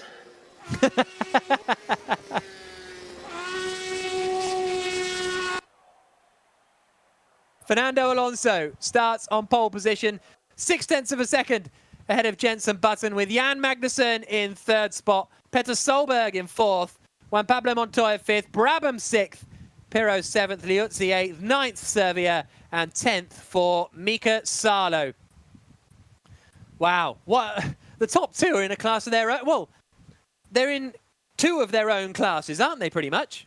Yeah, the A class, the B class, and then everyone else in a very tight C class. But first of all, Button's final sector was huge. That really lifted him clear of Solberg and co. Alonso's lap then after that was just up in every sector, probably nearly every corner. And what pace he's unlocked there, ran a long lap, putting it all together. Last time he drove these cars, he was pretty quick, but very erratic. I'm just so sure he's been dialing in a lot in the last couple of weeks, certainly the last week. And he's put it all together spectacularly there. So the first Legends Trophy race about to get underway. It is Fernando Alonso starting on pole position. Jenson Button alongside him on the front row of the grid. Button looking to wrap up the championship title if he can beat Emanuele Pirro in this one. Pirro, who had a bit of a difficult qualifying session, not up on the front two rows of the grid. Jan Magnussen and Petter Solberg are in there instead. Dario Franchitti struggled in qualifying, down in 19th place. 8 laps of the Silverstone circuit about to get underway. Alonso pole, Button in second. His main title rival Pirro starts in 7th place as we wait for the lights and the charge down towards Copse Corner. This is on board with Button in the top right. Here we go. The Legends Trophy is underway. Good start from Button. Alonso away nice and clean. Immediately sweeps across in front of Button. That was so close. Button to the outside at Copse. But Alonso gets the drive through and already has 3 or 4 car lengths over Button. Magnussen is in third place. Solberg is fourth. Montoya fifth. Pirro, Brabham, Herta, Servia and Papis. The rest of the top 10. So Pirro has gained a place at the start. Alonso setting his intentions out straight away within meters of the line, just chopping aggressively the front of Jenson Button, but luckily Button just about didn't have an overlap and didn't have a big contact before even getting to turn 1. But Alonso super aggressive, and he's still got the lead then. Jenson Button still second, and now Solberg with Magnussen battling for 3rd and 4th. On board here with Petter Solberg in 4th spot. Trying to get past Magnussen. You can see how much these legends have to work at the wheel.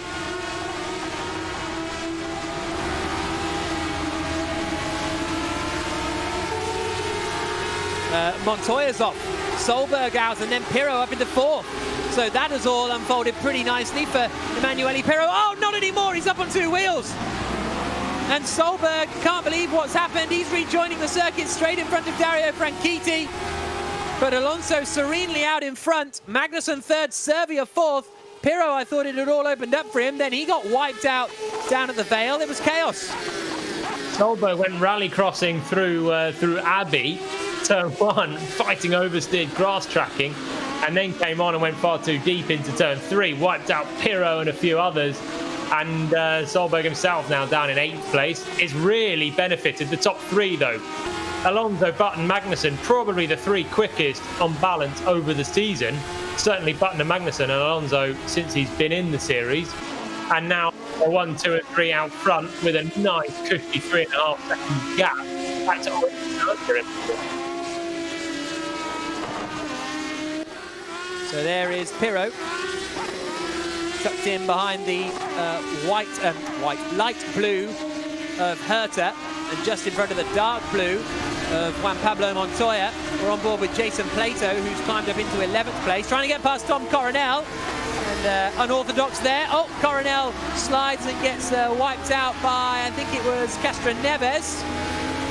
3 wide here, meanwhile. Oh, Montoya in front. Herta gets through as well, and Pirro drops behind both of them now. Down to Vale. And this is the part where the track is different. They come through the quick left-right flick at the chicane. Oh, where is Herta going? Montoya's up into 5th. Herta drove really nicely at Stowe to get back in front of Montoya on the exit, and now Pirro's going to come back through on the inside at Abbey, and Herta then at the front of that pack a few corners ago has just gone to the back of that particular battle in 7th, and again nearly rear-ended the back of Emanuele Pirro in the same corner as Solberg did a lap ago. But nice racing between the three of them, and in the end Montoya coming out on top. But for 5th place now, big gaps opening up in front. Montoya's got 3 seconds to find to Servia, and then 6 seconds to Magnussen in 3rd place. There's a long way to go after that lap 1 carnage. Fernando Alonso leading the way. Button in 2nd, 2 seconds adrift. Then it's another 1.6 seconds back to Jan Magnussen in 3rd. Servia, Montoya, Pirro, Herta, Solberg, Turner, Plato. The rest of the top 10 at the moment. Here's a look at the replay of just Herta running wide, but cool shot nevertheless. Yeah, nice drift. That was these cars. They do look good in slow-mo, don't they? When drifting, that time a little bit too wide for Bryan Herta. But generally, the standard of driving has got so good for these guys as well. They're all getting better with every week, and they're able to now slide these cars on the limit fairly routinely. And earlier on, I mean, it seems a while ago that all the races were just chaos with spins as often as good corners. Now, the level of professionalism is really, really high, not least from this man, Fernando Alonso, 3.5 seconds up on Jenson Button, 3 seconds up, and marching away. He's taken the level up again, it seems. Alonso into Abbey. Through the left at Farm and then down towards the village loop.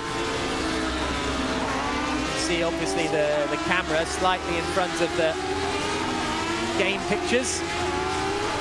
Jenson Button now comes through in 2nd place. Jan Magnussen not really closing in. They're lapping about the same pace, Button and Magnussen, but Alonso is pulling away up at the front.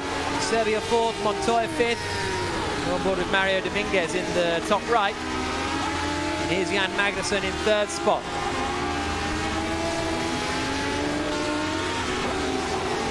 You see him down in the bottom left. Darren Turner trying to make a move here on Herta now.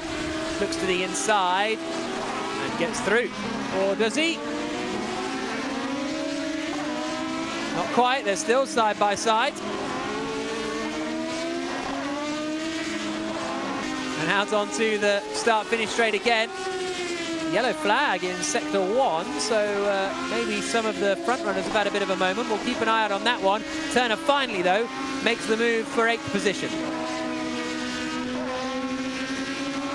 Good driving from the two of them. Herta's falling backwards a little bit, but really nice attempted defence there on Darren Turner. Herta now dropping further and further back from the back of the Englishman. But yeah, lovely driving between the two. Clean. That's what you want to see. Another yellow in sector 1, so someone is having some moments there, but we haven't seen it, and so far, clean action.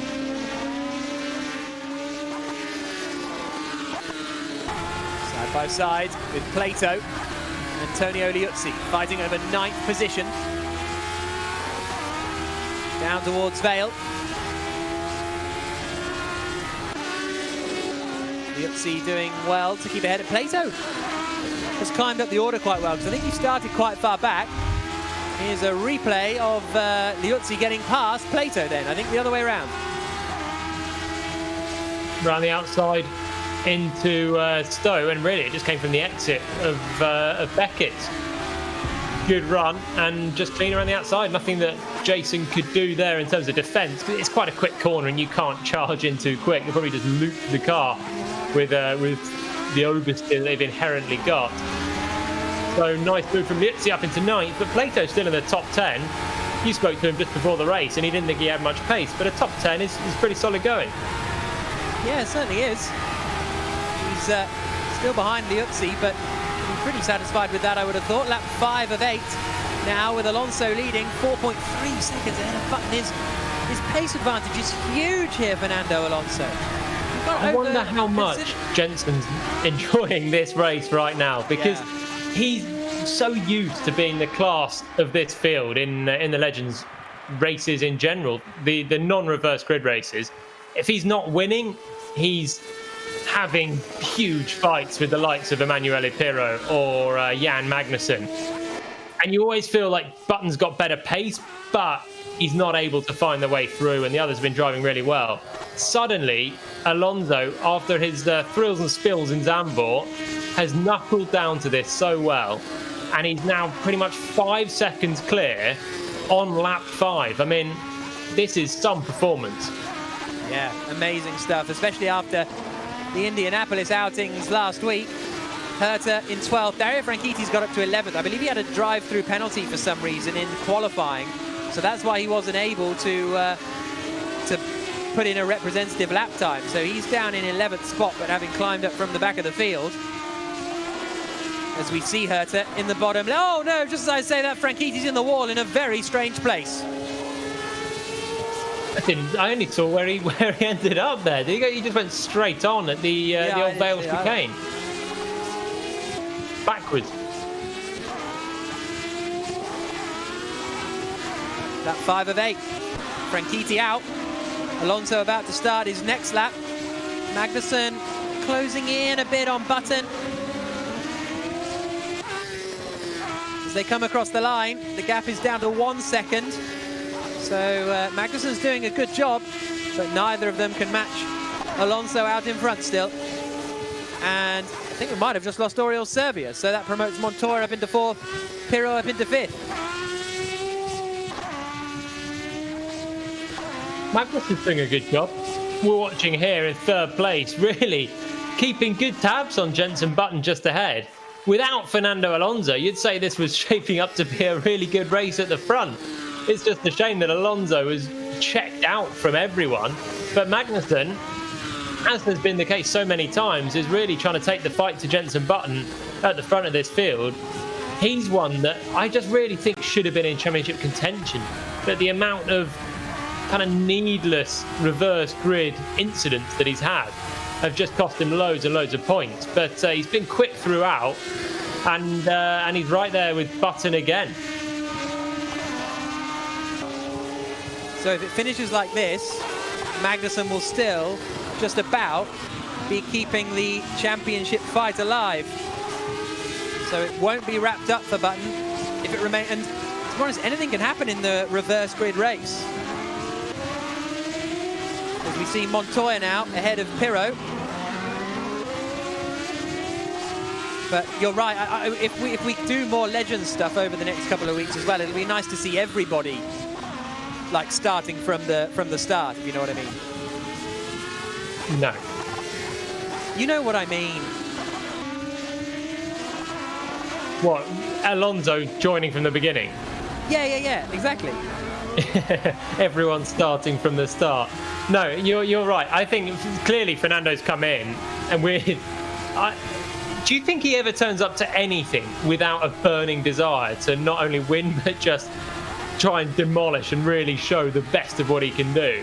I mean, he's the most ruthless competitor that I think I ever raced against, and he's turned up to this sim racing, and week 1, sure, he was involved in some incidents, and you thought, will that demotivate him? How stuck in will he get? Bounced back last week with a double win at Indy, and now he's come back and he's taken it on again. He's even quicker. At Indy, he was fighting. He didn't qualify at the front, and he was in a race-long battle with Jenson. Here, he's not really given anyone a sniff, apart from suddenly Button's right on the back of him. There's Montoya in 4th place. Pirro right behind. Penultimate lap of the race. Alonso must have just gone off or something. Yeah, you're right. Because he must have just made a mistake. But I think he's still got quite a big advantage, actually. I've just seen them up at out of the sort of the corner of my eye, and it still looks like. Let's have a look. What happened to it? So we're into the. He's gone walkies. He's forgot what track he's on. He didn't turn into the old chicane. Bit of a brainwave or lack of brainwave for Fernando Alonso, and he didn't turn left on the track. He just went straight, trying to do the old track, and then realised when he saw the cones blocking the way. But that'll cost you a few seconds, Fernando. Yeah, absolutely. Well, that's one chicane you are allowed to cut. Get it? He's good at cutting the chicane. Oh no, wait, that was me. Alonso leading a second and a half ahead of Jenson Button. Magnussen in third spot, Montoya fourth, Pirro fifth, Papis and Castroneves battling over 11th place.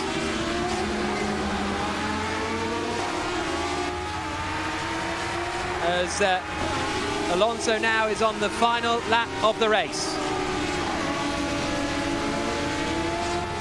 Castroneves there in 11th spot.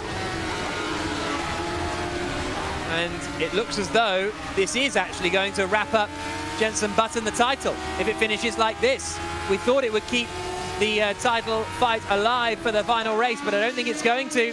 Fernando Alonso nearly called him across the line to win, but of course we are using the old pits, so he's got half a lap to go. Wonder if he remembered that. Start slowing down before the end.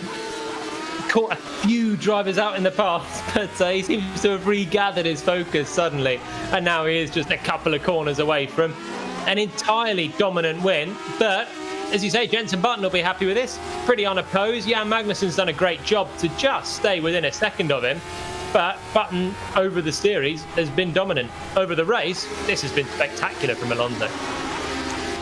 It's going to be a third win in a row in the Legends Trophy for Fernando Alonso. What a performance from the Spaniard.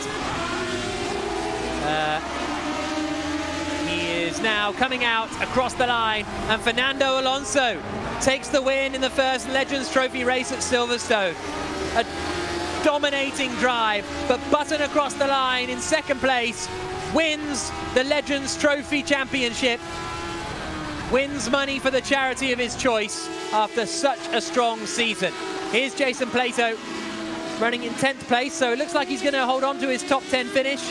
After we spoke to him before the race, he wasn't feeling particularly confident, but looking a little bit better now as Plato comes out of the final corner, as he has done so many times in touring cars and Formula 3 cars. And this time he finishes in 10th place coming through Woodcote. But it's Alonso on pole and the winner. Button in second, Magnussen third, and that makes Jenson Button the provisional champion with $25,000 US to go to the charity of his choice. But Fernando Alonso, I mean, wow. And a really, really strong performance from the Spaniard, and I think we can speak to him now. Fernando, you performed really well on the ovals last week. We weren't sure how it would be on the racetracks because with Zandvoort it wasn't amazing, but here today was unbelievable. Yeah, well, Zandvoort, I had the rig like 12 hours before the race, so yeah, and it was a little bit of a mess, and the car is tricky and difficult to drive for the first time. And yeah, obviously Silverstone, I know very well the track, and that was an advantage as well for this weekend. You know the different track though, which we saw at one point down at Vale. Yes, I was looking at the distance and a little bit the race behind me. I know that Magnussen and Jenson were fighting. I was watching the delta time between them. So yeah, automatically I forgot the new layout, and I went for my normal F1 layout. Well, congratulations. A great win, Fernando. Well done. Cheers. See you later. So there we go. Fernando Alonso. So interested in the fight behind, Matt. He didn't do his own race. Yeah, you say it's a loss of focus. It's almost too much focus because he was in that autopilot muscle memory. This is the track I know. I'll hit my marks. Wrong marks, unfortunately. So I guess easy to get caught up. But man, oh man, he is dominant right now. 3 in a row. Next season might be very difficult for anyone else to have a chance. That is impressive. And I agree with Julian. He is super competitive. We're going to get more competition when we get back in a sec.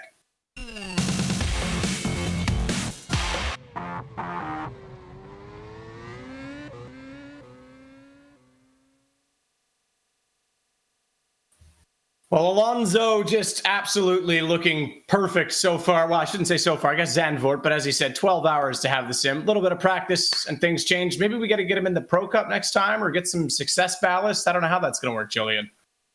What about the Sim Masters? That's what where Dennis Lind and Mike Epps ended up when they were too strong. Who knows? But I mean, it's so impressive what he did. And the Zandvoort, I think there was... and you could say the writing was on the wall. When he qualified second row, the sim had only just turned up and he got straight in and did a good job. It was similar to Jenson Button straight out the box, but this level is unparalleled really so far. I don't think we've ever seen a Legends race be dominated quite that much. And I imagine Jenson might be just putting in another little bit of practice before the next one. Well, Jenson can at least rest right now happily because wraps things up in his position. Obviously now the champion and the $25,000 to a charity of his choice. Jack, he's been pretty successful and obviously quite generous in that regard. Yeah, he's got a lot of coin for charity, hasn't he? Really good stuff from Jenson Button. You have to say a deserving champion over the course of the year. He's had various threats, a bit of Pirro, a bit of Magnussen, now Alonso, but overall, Button has been there throughout. We can speak now to Jan Magnussen after that race where he finished in third position. Jan, congratulations. Third place. You happy with that? Sorry, I can't hear you. Are you happy with the third place in that race? Yeah, pretty much. I thought the race against Jenson was going really well, but I kept making mistakes. So every time I was kind of within, then I would fall back. And then I got a bunch of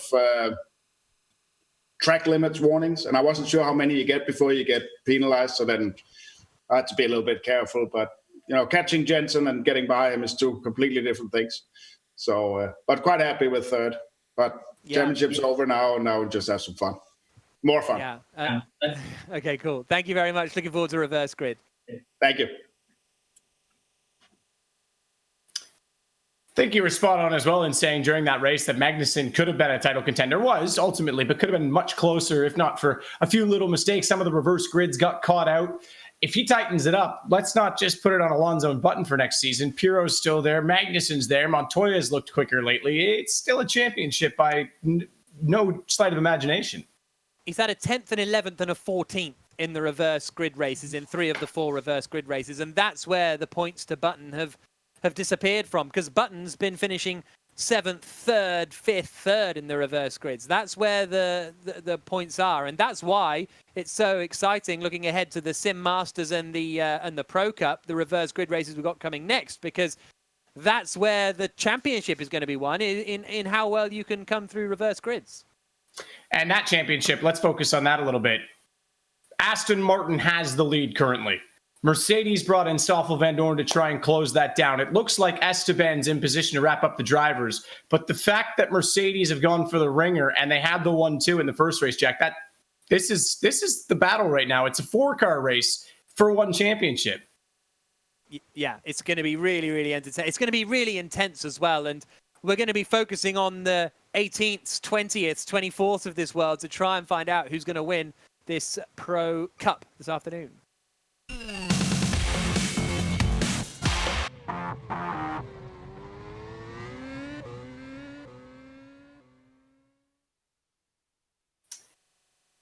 Well, welcome back again to the Race All-Star Series powered by Rocket Phones. Get your calculators out because now it gets difficult. Your difficult job as well, Julian and Jack, is to keep track of the reverse grid and where 4 people in this particular race finish. Oh, look at that. He's got his lovely calculator. It looks smarter than you already, so I trust it. But it's Aston Martin versus Mercedes for the Constructors' Championship. And we have to watch all the way down the order to see where they're going to finish because all 4 were near the top in the first race. Yeah, it's going to be really, really interesting. I think Gutierrez is looking in a very strong place for this. There's no denying that. I think it's the team's championship in the Pro Cup that's going to be lit as far as that fight is concerned. Obviously, if team gets a good result, so to give you some clarity on this, you get 50 points for a race win. So that's the kind of margin we're talking about. So being 23 points behind, if team finishes in the top 10 and Gutierrez doesn't score, then team is the champion. So, like, it's not completely out of reach here, especially considering the chaos we've seen in other races. I think Eastwood's a bit far away. And the same is true here, Aston Martin and Mercedes. So we've got one leading the Drivers' Championship, one leading the Teams' Championship. It's going to be great. It's almost going to be a bit of cat and mouse because there's been chaos, as we said, Julian, and you've got to work your way through the order. Maybe they send one aggressive and one reserved. How do you approach this as a team as we look to get started? You can't afford to lose a score, really. I think they've both got to try and make their way. The two Mercedes drivers have obviously got more to do in terms of the championship, but then no one can afford to be too cautious. To be honest, with how much chaos there can be in the field, even being cautious, you can be hit from behind or whatever. You got to have eyes on only forwards, really, when you're starting at the back, and pick off as many places as you can and be aggressive with it. There's a look at the grid as we get ready to get this race underway.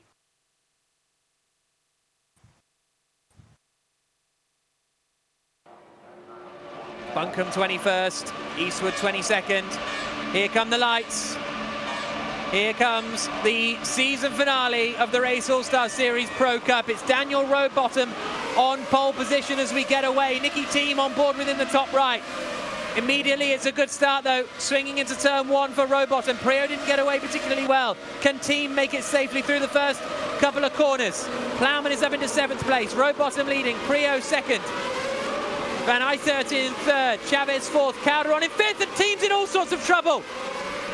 Huge crash up there for Nicky Team, and he's got bogged down in some chaos. And what has happened to Montoya there? He was suddenly up in front of everyone. Did he go straight on? There's chaos everywhere, but Rowbottom is leading the way. Let's try and pick out where the championship protagonists are as they come down into the left-hander at at Brooklands. We're on board with Nicky Team, who's 21st. Chaos. I think Van Dorn is quite high up. Yeah, he's 16th, but Eastwood is 17th as well. So the two of them have charged up. The drivers that would technically maybe be the number 2 drivers, but here we go. Eastwood on Van Dorn. Who's that just in front? It might be Ye Fei as well. And these guys still fighting it out for championship contention. And again, Mercedes have to beat Aston Martin, and Charlie Eastwood doing everything he can to try and stop that happening.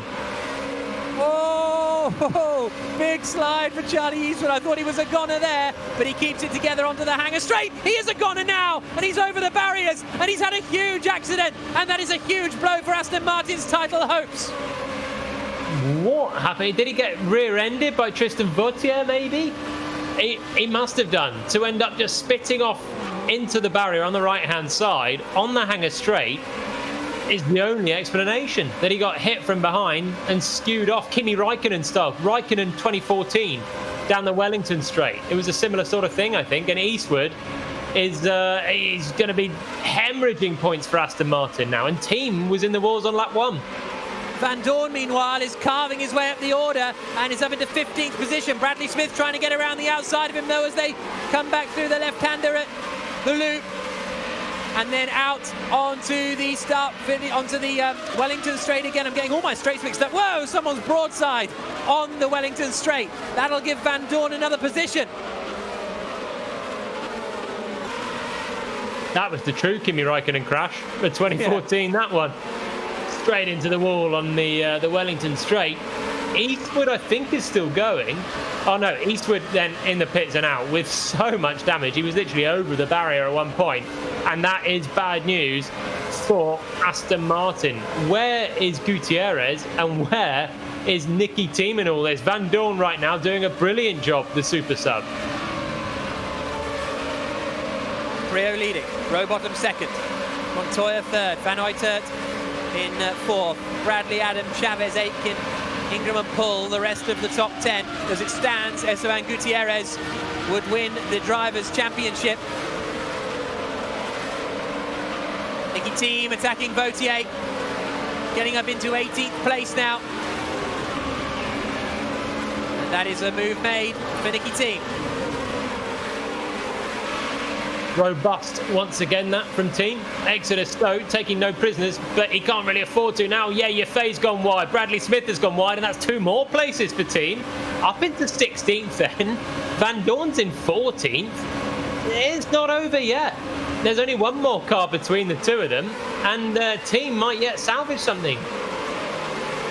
Might be, as Ingram gets involved in all sorts of chaos, he might also be, as he just hit someone. I think someone had already spun, and team now finds himself in 14th position. So next, the question, I suppose, is where is Esteban Gutierrez in this absolute madness? How is he getting on, trying to carve through the order? Ingram slides, gets a hit up in the top right. More cars pointing the wrong way, more places for team, and Van Dorn just ahead of him now. Where is Gutierrez? Is he still running? I just can't see him in the order anywhere. Yeah, I know. I keep trying to keep an eye on him for that tower on the left-hand side. I wonder if he's out. Team is 13th.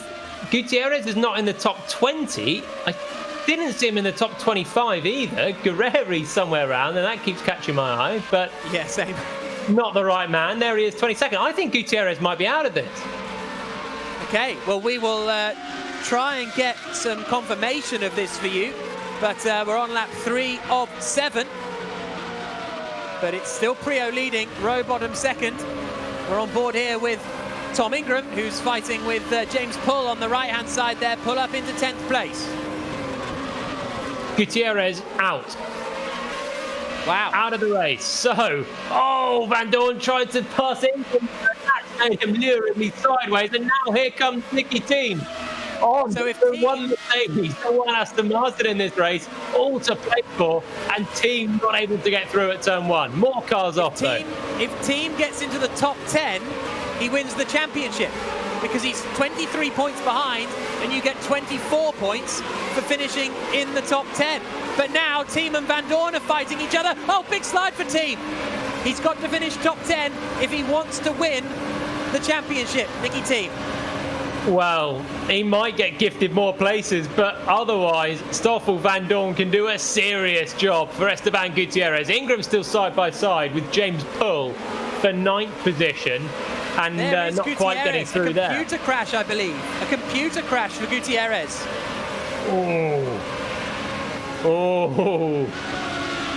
A technical failure in the final race when the championship is on the line. Heartbreak.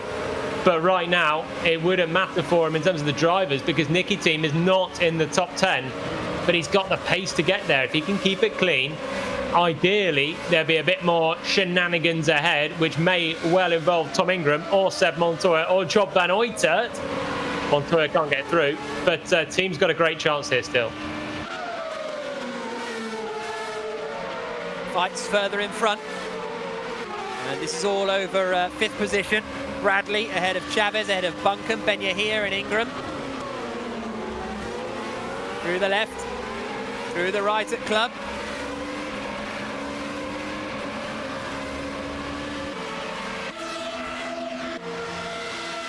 And now into the right-hander of Abbey.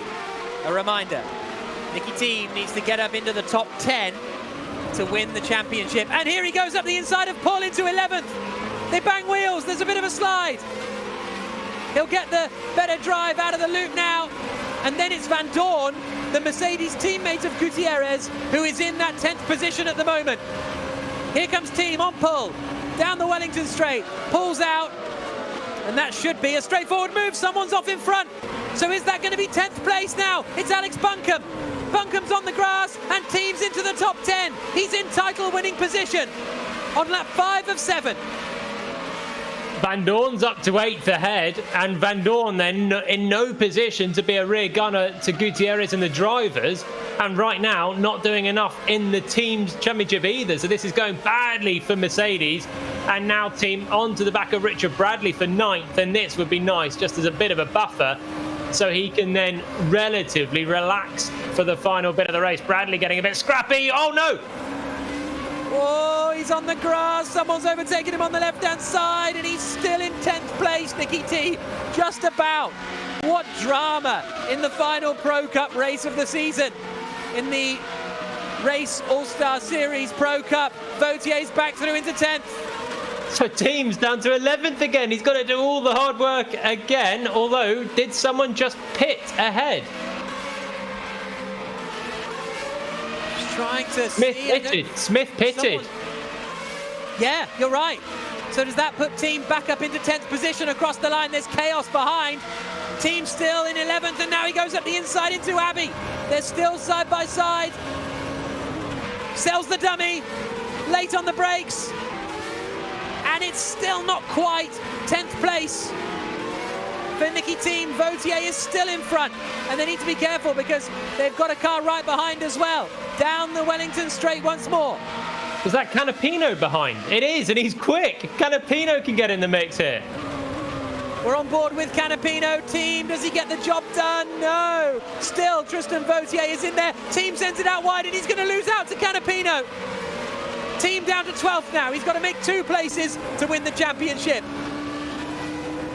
Wow. In the space of a lap, through no fault of his own, Richard Bradley lost the car, and Team had to back out of it. I think it was Bradley Smith that shot straight past him off the road, and then Tristan Vautier passed him on the road, and he's ended up back down in 12th. So the pressure is really on. And look, there's only 2 cars, even in the close proximity of him. The top, the group ahead of that is just gone. Bradley Smith up. Here's a replay of Richard Bradley having a nice slide. Dab of Oppo, you might say. But what is Nicky Team up to? He's still in 12th place, right behind, Canapino, who's now attacking Vautier. So but we're on to the final lap now. Final lap, oh, big moment for Canapino. His team going to take advantage.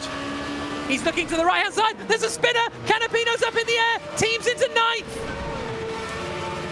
Absolute carnage down the start-finish straight. And Nicky Team is gifted 9th position out of nowhere. Vautier's up into 8th, and Team's in position to win the championship.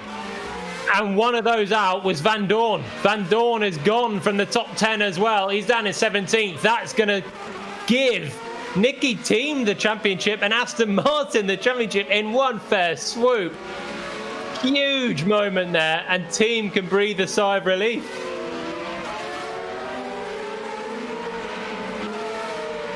Through the right-hander at Luffield. Out onto the start-finish straight. The old start-finish straight. And then into Copse Corner. Team is still behind Vautier. I wonder how much they're all in communication. I wonder if Nicky Team knows. Here's a look at the replay. So this is what happened then, looking back from Tom Ingram. Oh, so Van Dorn got in with, was that Bradley Smith, and then speared back across the circuit, and that was the huge accident. No, Smith is still there. Still Seb Prio is leading the way, but Team now on the final lap is in title winning position. I think it might have been Chavez and Van Dorn. Van Dorn was having a great drive until that, and he's inadvertently given the title to Team. But here's Seb Prio across the line. He wins the race, the reverse grid race in the Pro Cup. But it is Nicky Team for Aston Martin who wins the championship, both for he and, I believe, for Aston Martin. We'll wait for confirmation on the team standings, but certainly Nicky Team is the winner of the Drivers' Championship. What a season it has been. What a race. I mean, it was chaos at all times, but I mean, it went down to the final lap. Brilliant racing through the whole series, and what a finale that was. Wow. Great win for Seb Prio. There you see the final points, and Nicky Team finishing in that 9th spot, wins him the championship just about. Really good stuff. And we're waiting on confirmation for the team's championship. I think it's going to go the way of Aston Martin, because Van Dorn only finished in 18th.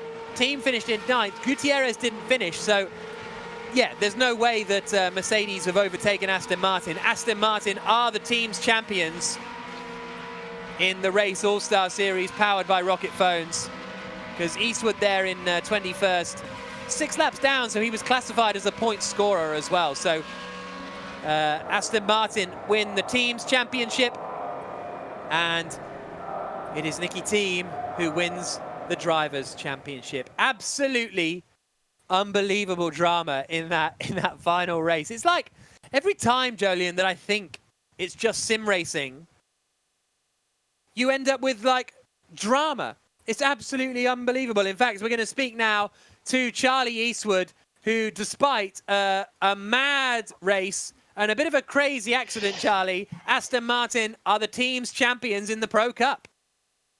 Yeah, brilliant result. Yeah, to stay out of carnage, the whole championship's going to be difficult. And yeah, it was one of those freak accidents driving down the straight. And before I knew it, I was doing a barrel roll over the bridge down to Stowe. So yeah, that definitely wasn't ideal. But yeah, what a result. And yeah, great job by Nicky as well. I think he nipped into the top 10 to take the Drivers' Championship as well. So yeah, we're absolutely buzzing. Everyone's going pretty mental on the Discord.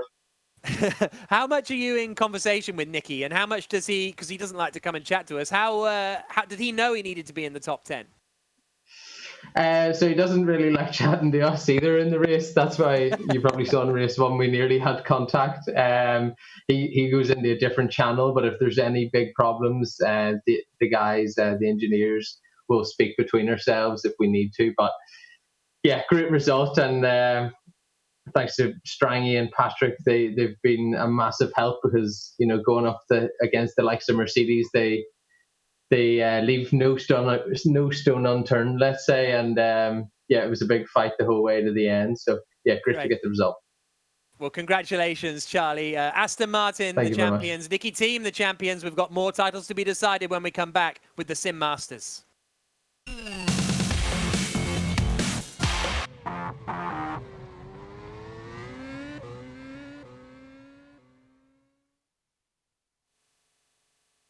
That whole race was tougher to follow than Brazil in 2008. That was ridiculous. I didn't know what was going on. I do feel for Gutierrez. Computer renders him out of it from the very beginning. Yet he still had a chance right down to the last lap. Look, in real life, mechanicals happen that are out of the driver's control. It still sucks, but that was exciting all the way through.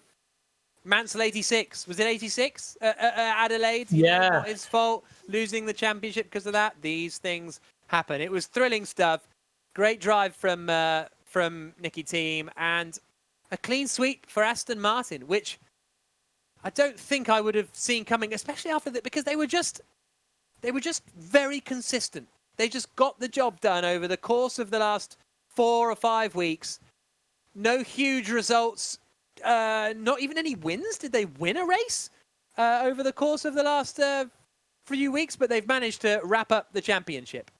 Yeah, absolutely. I don't think they did, actually, no unless wins. Eastwood snuck one in, because Nicky Team hadn't. But obviously he goes as champion, which is ridiculous. Congratulations to him. Obviously, new father to Isaac this week. Very, very cool all the way through. And yeah, I thought Voce was going to be the Aston Martin antagonist for a while. Took out Eastwood and got the position on Team right at the end. It looked a little worrisome. Nonetheless, we look on to what happens next. The Sim Masters coming up. We go into their reverse grid. But first and foremost, we have our race winner to speak to, Jack. Yeah, Seb Prio has joined us. Seb, congratulations. Great win. It looked like quite a straightforward race for you from the front. Yeah, I mean, obviously the reverse grid, but happy to get my first win, in the All-Stars, online racing. And yeah, I got the overtake done nice and early, and just kept my pace, just controlling the race. It's one of the easiest things being out front. You can control the pace, and yeah, had a bit of pressure from behind, but just kept focused and pushed forward. So it was, amazing to win my first race. Great. And how have you enjoyed the whole sim race? Are you new to... We've spoken to your dad a bit in the Legends Trophy, but are you new to this, or is this something you were already sort of up and running with?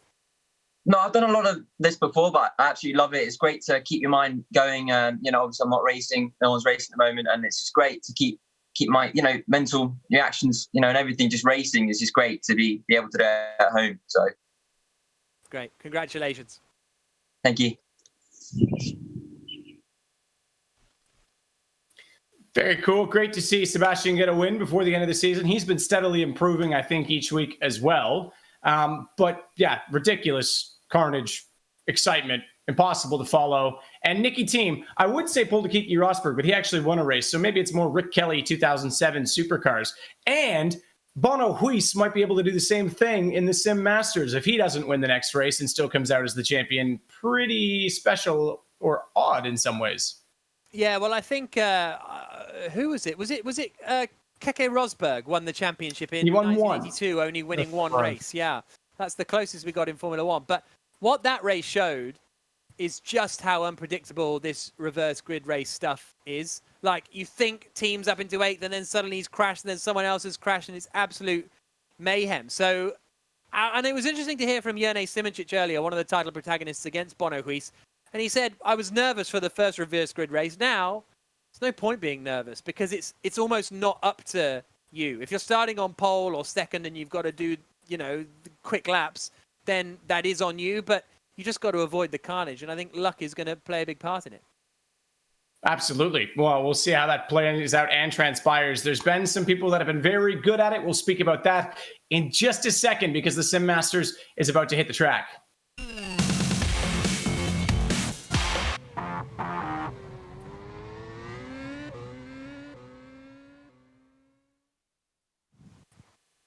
One championship concluded on the Race All-Star Series powered by Rocket Phones. It's time to get to the bottom of another. And it's time for Bono to go O-Nub because he's been best going backwards in the reverse grids. That's where the bulk of his points have showed up from. And maybe if he does it again here, or does his luck run dry, he could wrap this up, Jack. Yep, absolutely. He has got a decent advantage, but less than the advantage that Gutierrez had over Nicky Team. So there's just 17 points between Huis and Simoncic. To get 17 points, you need to finish. Let me just tell you. To get 17 points, you need to finish 16th. So a 16th place finish for Simoncic and Huis not finishing gives Simoncic the title. That's how low down the order these battles are going to be taking place. So you've got to be careful out there. Kuba Brzezinski not racing this weekend, unfortunately. So it is just those two up at the top that are going to fight it out, and they are starting at the back of the grid together. As far as the team points are concerned in the Sim Masters, Mercedes, can they wrap up the title here? Brendan Lee and Bono Huis, the two drivers, but Burst Esports, which is Jourdain Simoncic and Michi Hoyer, are going to be trying to challenge them. So all up for grabs again as we head over to the grid. And there you see Boya Milan starting in 5th place on the grid. Liam de Waal in 7th place. Now, Brendan Lee in 8th place. That could be big for the Mercedes team because he is ahead of Michi Hoyer in 12th, which could work out as far as the championship is concerned for the teams. The cars are all joining the grid now as we get ready for race 2, the reverse grid race for the Sim Masters. You see Yannick Bock down in 20th position for the GPVWC All-Stars team. Nikodem Wisniewski in 17th on the grid. And then Bono Huis, 24th, the championship leader.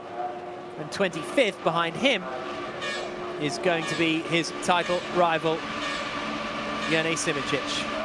Pavlovsky on pole as the race gets underway.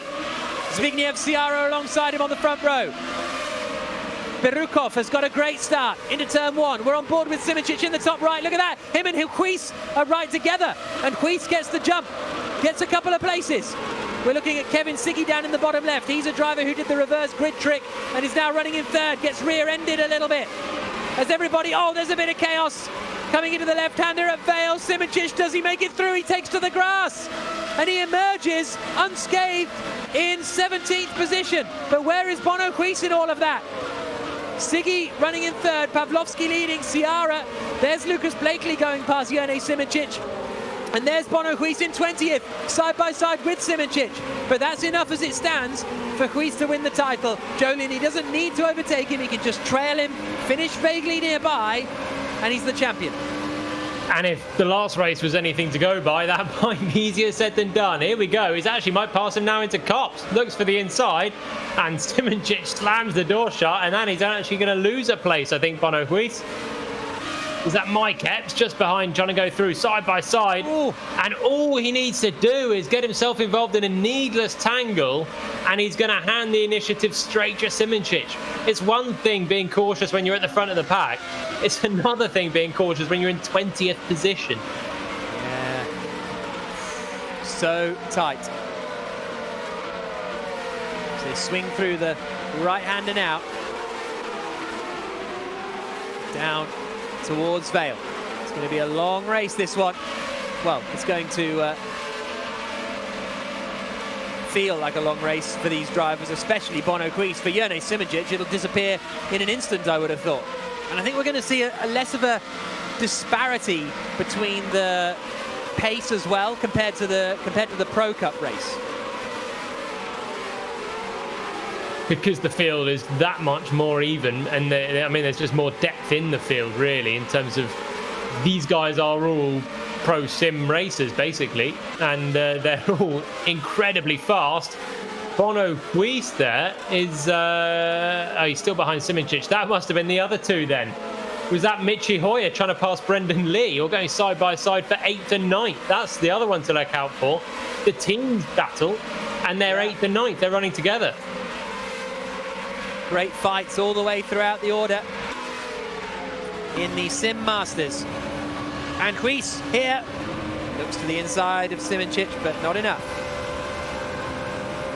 Simoncic maybe is going to just back Quiz into the drivers behind, and he needs Quiz to get involved in an incident somehow, just to get unlucky, basically, or have Yuri Kasdorp or Mike Epps, Hanyayovsky. There's really quick drivers behind still.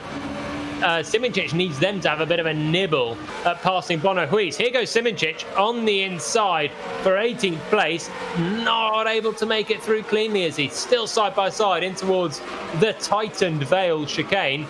But now Simoncic on the outside. And that is going to be a nice move, I think, in the end. Still side by side, and now he's got the inside. And look at Bono Quiz trying to just take advantage as well.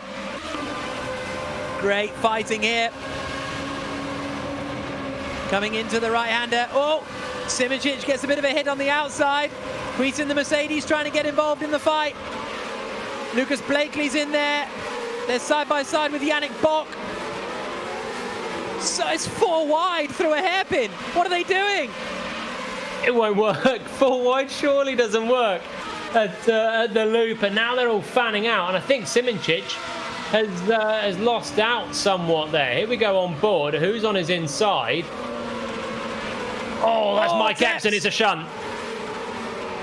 He's still ahead of Bono Quiz, and Mike Epps, I think, passed the two of them, and then took himself out. On board with Simoncic now in 20th still. Trying to get past Yannick Bock. Lap 3 of 7 already. Here's a look at the replay then. And this is on board with Bono Quiz. Cool new camera angle that was part of the latest build of R Factor 2, but Quiz was right in that melee. He'll have damage for sure. He's got good pace considering for the moment, but you would have thought so. I mean, that was big contact there on lap 1. Simoncic now under attack from Bono Quiz at Stowe. Quiz goes for the inside. Simoncic hangs on, and they're still side by side into Vale. Simoncic cannot afford to lose this position, and he doesn't. Deep enough on the brakes at Vale, and manages to maintain ahead of Quiz. But in backing him up, he's got a line of drivers all wanting to try and pass Bono. That's the critical bit for Simoncic's championship. We are on lap 4 of 7 already in the Race All-Star Series, powered by Rocket Phones. This is the Sim Masters, and it's so difficult to just figure out who's who in all of this chaos. But Simoncic is there in 18th place. He needs to make up places and hope that Bono Quiz behind him drops back if he wants to wrap up the championship.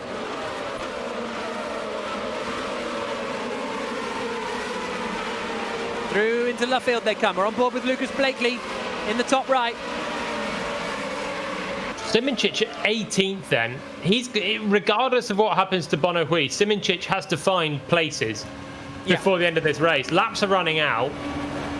We've only got 3.5 laps left, and Simoncic soon is going to have to just press on and try and make ground and put himself at least in a position that if something does happen to Bono Quiz, he will be champion, similar to what we've just seen for Nicky Team and Esteban Gutierrez. Someone running off there, but that shouldn't cost too much time at that corner. Quiz still in 19th place. Down into Stowe again. Pavlovsky still leading, by the way. 1.6 seconds ahead of Kevin Siggy. Zbigniew Sciarra in third, Petr Berliak in fourth, and Liam de Waal in fifth. By the by, then, Siggy's passed Sciarra for second place. We're so focused on this title fight down in 18th. But Kevin Siggy, who has been a rapid front runner, is now up to second place, but still best part of 2 seconds off Pavlovsky. Lap 5 of 7. Through the left. At Vale. Still, we've got Lee ahead of Hoyer in the Mercedes Burst Esports battle. But it's amazing that they're both together on track. Considering the strength of drivers in the field, we've seen them wheel to wheel for the last 2 races. This is the battle for 10th.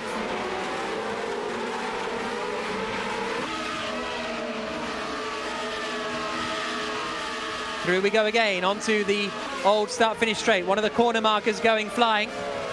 Lind's trying to cover the inside line from his attack from Jiri Toman. Toman runs out a little bit wide.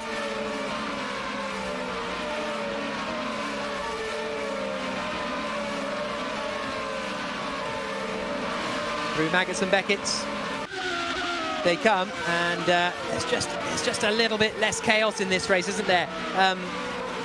Simoncic needs more chaos than this. He's in 18th at the moment, but he's still just ahead of Bono Huis. He's got to press on now. He's got to press on and invite Bono Huis to press on with him and maybe cause the chaos. But Bono's just got to keep it clean now. We're about to go on to the penultimate lap. And they are catching now the pack ahead. Simoncic has just got to go for it, get as many places as he can, and hope that Huis comes a cropper. And luck is on his side really now. But so far these guys, as you say, Jack, just so clean that they're not giving Simoncic a look in really in terms of championship movement.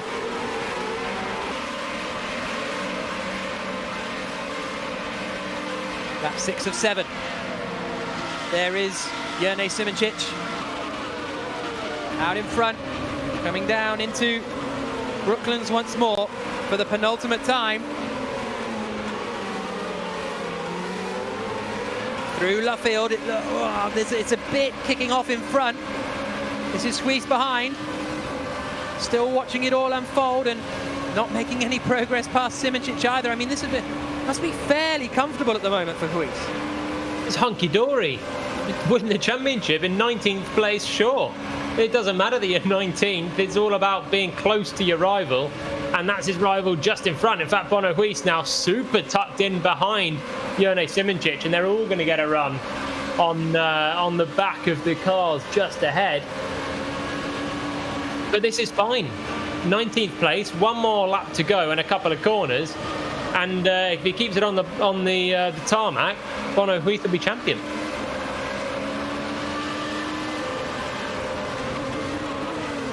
Down into Vale again. Final lap of the race started by Kamil Pavlovsky out at the front. He's had a very straightforward race, you have to say, with Kevin Siggy in behind. Final lap of the race for Bono Huis, still behind Simoncic. I can't see Simoncic getting this. He's got too much to do, hasn't he? I'm surprised he's not been able to push forward, considering this is probably our quickest man over the 5 weeks. Now he's trying to pass the couple of cars ahead, but he's left it a bit late now anyway. Too much needs to happen. He needs to pass cars, and he needs Bono Huis to come into trouble, and with the corners rapidly counting down, I don't think it's going to happen for him. Through the right-hander, out onto the old start-finish straight again.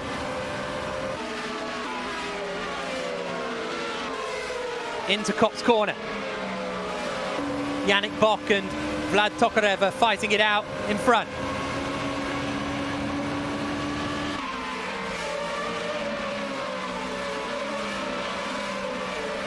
Pavlovsky leading still, 1.5 seconds ahead of Petr Berliak. So Berliak has got ahead of Kevin Siggy in the fight for second position.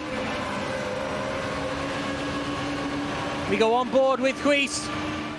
He's going to wrap up the title, surely. Here comes Kamil Pavlovsky. through the final corner, out across the line, and Kamil Pawlowski wins the reverse grid race in the Sim Masters from pole position. Peter Berliak in second place, Siggy in third, but here comes Bono Huis, who, by finishing right on the tail of Jurnej Simicic, wins the Sim Masters Championship in the Race All-Star Series powered by Rocket Phones. Wins the championship having not won a race, but the consistency for he and the Mercedes AMG Petronas team has given him the driver's title. And I would imagine the team's title as well going into this one, but we will wait for confirmation of that one. I can't see that Burst Esports have been able to overhaul that. Michi Hoyer finished in front of Brendan Lee, but I would say basically they haven't been able to. So Mercedes have wrapped up the Sim Masters team's title and the driver's title with Bono Huis. Here's a look at the results after 7 laps of racing. Kamil Pawlowski taking the win. Peter Berliak in second spot. Kevin Siggy in third. Zbigniew Sciarra finishing in fourth position. Fifth is Liam de Waal. Hoyer, Lee, Terzic, Haddad, and Dennis Lind, the rest of the top 10. But we can speak to our champion now, Bono Huis, who is joining us. Bono, congratulations, the driver's champion and the team's champion. Yeah, a good day in the end. Quite hectic there at the end in the reverse grid race. I think I had a car on top of me for like 10 seconds at the start. I was afraid it was not going to go away and I would be stuck at the back of the grid. But fortunately, it all cleared up and I could go through, but the car was completely done. So I had no grip, no front wing, no nothing, and was just trying to make it to the end. And it was nice that Simicic was in front of me, so I knew what I had to do, and I just stayed behind him and brought it home. Were you across what was going on with Brendan and Michi Hoyer for the team's title? Yep. Yeah, I was watching the Delta on the LCD screen a bit to try and keep up with that as well. So I knew that was safe as well, so I didn't take any risk. Yeah. And winning a championship without winning a race, have you done that before? No, I don't think so. It's also been a while since I've won a title at all. So good to be back on R Factor, I have to say. I'm really enjoying it.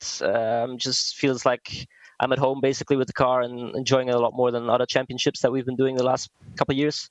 So yeah, enjoying it, and consistency was the key in the end, and we brought it home. Okay, congratulations, Bono. Well done. Thank you. Thank you. Consistency is key in the reverse grid rules. I'm just really glad Bono didn't call me out on the bet I made with him if he won or lost the championship. So we'll just forget that ever happened, and it's good to go. But good to see him winning. Doesn't participate in as many championships as a lot of his teammates do these days. And it's great for Mercedes as well to see. Obviously, it does it Formula One esports, but some of the other Porsche Cup stuff in the offseason. But it's great to see Mercedes get a championship and a team's championship today, considering the chaos that was the pro driver race, Jolien. Yeah, they managed to bounce back, really. So, again, a double champion. Mercedes this time, much more routine for them. They didn't have all the chaos they had in the pro race. Yeah. And Bono champion. What was the bet you had with him? We'll talk about that later. I'll let Bono tell you that one, okay? I don't remember it personally. He came up with it. Sorry. We'll have to talk about it at another time because we've got to take a break. We'll see you in just a sec.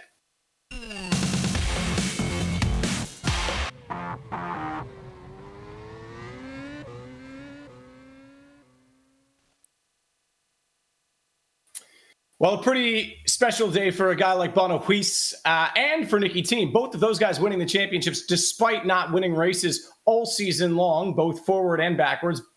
All 10. I know it's 5 weekends, but the reverse grid and the original race, the feature race. Jenson Button's wrapped up our Drivers' Championship as well. He's won a few in the the Legends Trophy, but we still have the Reverse Legends Trophy to go. And the story now is, how much can Alonso do? Can he win 4 races in a row starting backwards? Well, I think what we now have is just fun for the reverse grid race, don't we? There's nothing on the line, just a bit of a laugh. But let's just quickly go back to the Sim Masters race, because the race was won by Kamil Pawlowski, and I think we can have a quick word with Kamil now. Congratulations, Kamil. A great drive from you on the reverse grid, and you managed to hold off Kevin Siggy and Peter Berliak, which is not an easy thing to do. Yeah, I'm actually surprised because it's my first podium in the series and it's actually a win, so I'm very happy with that. I felt very confident on Silverstone. I had the consistency, I had a good pace, and I've managed to bring the car to the finish line with good tire wear. So yeah, the consistency here was the key. So yeah, very happy with that. Congratulations, and we'll see you hopefully for the next season. Yeah, I hope so. Yeah, sure. Thank you. Cool. See you then. Sorry about that. For some reason, I totally forgot I was doing an interview there. So we finished talking, and I thought, oh, no one's talking. And I thought, oh, I meant to do that. Yeah, well, to be fair, I hope we see him next season, and the next season, the world's fastest gamer as well, because I got to meet him a little bit during the second iteration in California, and two guys stood out in terms of their manners and just how polite and awesome and enjoying the experience they were. It was him and Johnny Wong. So really, really cool to see him get a win in this championship. Very awesome. And like I say, hopefully we get a chance to see more of him, maybe with that results moving to the next race. Next season, I should say, Jack. Yeah, absolutely. And you can get involved in World's Fastest Gamer as well. The third iteration starting soon on Gear Club. So download that on iOS and Android. While you're there, download the Race Esports podcast. Why not? I'm sure Claire Cottingham is whispering in your ear, right? It can't be your doing that you're plugging it this many times. Well, we'll see. And don't forget as well, just to follow all of our socials. We've got lots of stuff going on. As we say, the third season is promised. We'll get more on that a little bit later on, but it'll take place over the course of June, which would be a lot of fun. Jolien, maybe you're going to be back for more? You going to come commentate, or are you sick of Jack by now? Look, if I'm not invited to race, then I'll happily come back and commentate. I'm enjoying it. It looks like great fun racing, though, particularly the Legends. So I'm still waiting by my phone. Well, we'll see. Hopefully the phone will go off soon. We'll look forward to that Legends race now. As you say, Jack, not much on the line. A little bit more fun to be had between them. And certainly that could be great for maybe seeing guys like Pirro go all out again. Maybe Montoya sneaks another surprise result. I shouldn't say surprise, but he's been inconsistent. So maybe he'll get up toward the front again once more for us at the end of the season. Yeah, I'm really excited by this reverse grid race because we can see the drivers overtake. There's plenty of overtaking opportunities on the Silverstone circuit. Alonso coming through from the back with Button. Are they going to come through together? It's just got all the ingredients to be really great. And what a great send-off to this first Legends Trophy season, because it has been absolutely brilliant. I've got so many friends who were watching it who don't watch, sim racing normally. It's really getting them involved. My neighbor Peter is watching now. He's never watched esports before, but he likes it because of all the really cool people in it. So yeah, looking forward to this like Jolien. A lot. Yeah.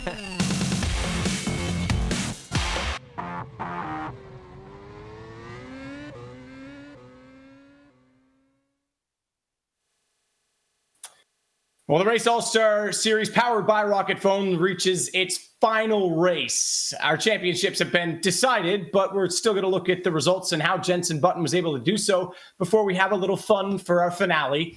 There is the points table, Jack. Well, I guess there's second place up for grabs, isn't there? Pirro and Magnussen going right together. Solberg there in fourth place, considering he hasn't really been involved since the very start. He's done really well. Montoya in fifth. Turner, Salo, Brabham, Liuzzi, and Franchitti completing the top 10 in the Drivers' Championship. So, yeah, I think the Pirro-Magnussen fight is going to be the one to keep an eye on for second position. That'll be a bit of fun. Well, we're going to get into the race very, very shortly. Alonso, by my math, has 150 points based on those 3 wins. So pretty remarkable that he's that close, but all to do from the back. Jolien, it's Silverstone. Maybe a chance if you can remember which way he's going this time. Yeah, I don't think he can afford any more of that. But I think he's got a great chance here because his pace was just that good that, he obliterated even Jenson Button in that last race, who we all have seen carve through the field. So it's a track where you can overtake. He's got a chance. It's Jason Plato who is going to be starting on pole position, though, for this reverse grid race as we get ready for the start of the final race in the Race All-Star Series, powered by Rocket Phones. And what a way to finish with a reverse grid Legends Trophy race around Silverstone. Pirro starting in 13th, Peter Solberg in 16th position. Brabham there in 14th. Then we got the trio at the back, Magnussen, Button, and Fernando Alonso. Plato on pole. 8 laps of racing about to get underway. Really looking forward to see how this one unfolds, and hopefully it'll be a fitting finale to the season. Plato on pole, Jourdain alongside him on the front row of the grid. Final race of the year.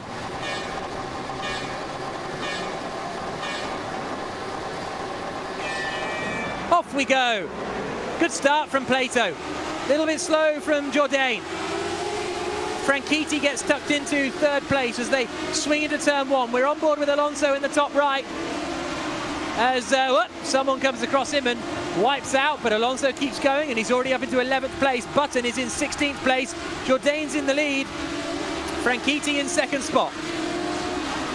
Plato never lined up on the grid. From pole position, he was never there. It was Jourdain on the inside who's taken the lead unopposed. Franchitti in second and Alonso's ninth, looking for eighth already. Here he comes. Going to the outside into Stowe. Liuzzi disappears in front of him. It's like I don't know if you saw on the race's YouTube channel, they put up an onboard of Alonso in IndyCar, and you ride on board with him, and it's like you're watching a video game. He just drives past everyone. I mean, you are watching a video game also, but it's just unbelievable. Look, he's going to be fifth by the end of the first lap here. He's on the back of Mika Salo. Not quite. And I know that these races are filled with chaos, but I don't think it's a coincidence that in two races from the back, Alonso has carved his way very, very quickly to a race-winning position. This was always a skill even when I was racing him, and he was in the McLaren that was struggling with the Honda engine, and it was all going badly for him. You would always find him in the race, charging, positioning his car in the perfect places, and manage to drag something out of it. And right now, he's in fourth place from the very back in just over a lap. Amazing stuff from Fernando Alonso.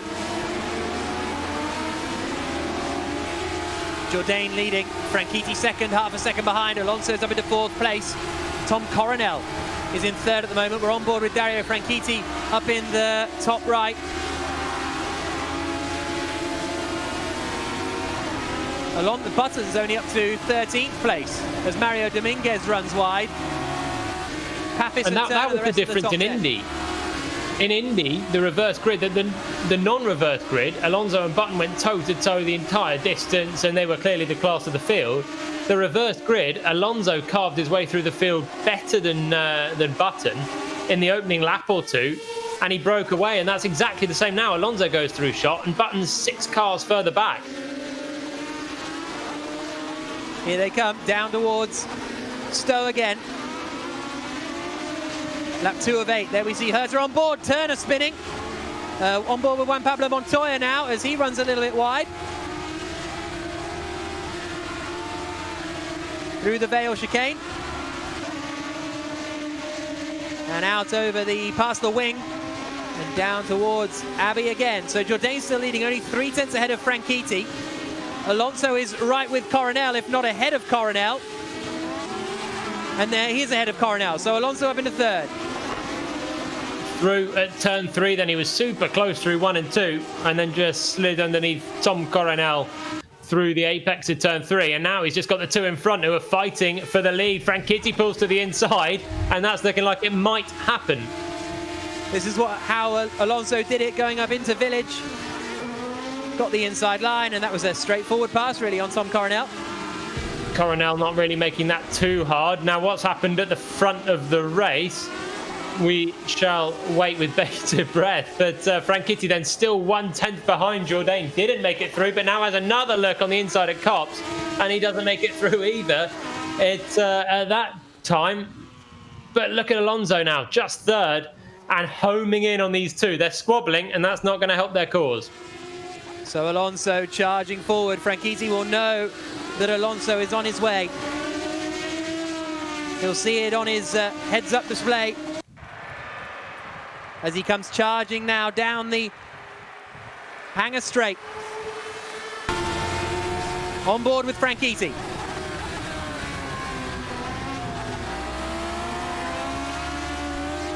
Whoa, hits the back of Jourdain, almost loses it. And is that Alonso's chance? He's He's going to be right on the back of Franchitti as they come out over the past the wing again. Lap 3 of 8.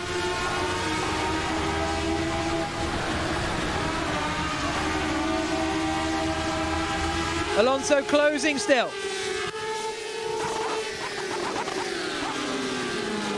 Oh, Franchitti goes in a bit deep into Village. On board with Alonso. Gets the cutback, gets the drive, and gets second place. Now can he close in on Jourdain? It's like he's playing a different game. He's so quick, isn't he? He needs to be doing the old track on the regular. That would add another couple of seconds to his lap times, and then he'd be on an even playing field. I mean, he's so quick, and he just seems to have grip, where Franchitti's scrabbling around with oversteer, understeer, washing wide. Alonso's just neatly on the right part of the track and going very, very quickly with it. Just 1 second now behind Jourdain. And you just kind of know this is going to be a matter of time before he hits the front. Meanwhile, Jenson Button still 8th. Jan Magnussen's done a good job to be up in 6th. Yeah, he has actually. Salo has just got in front of him. Button now gets in front of Magnussen as well. So I wonder if Magnussen has made a little bit of a mistake out there somewhere to suddenly be dropping down the order quite so much. But here comes Jourdain. Well, more to the point, here comes Alonso closing in. On board with Button as he makes a place on Mika Salo and up into 6th position.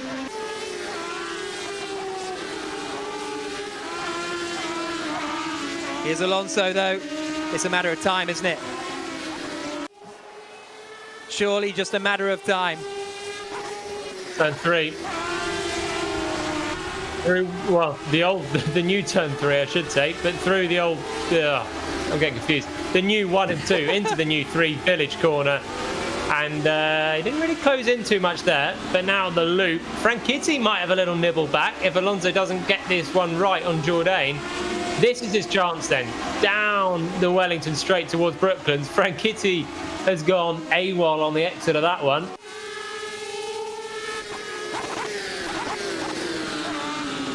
Alonso right on the back.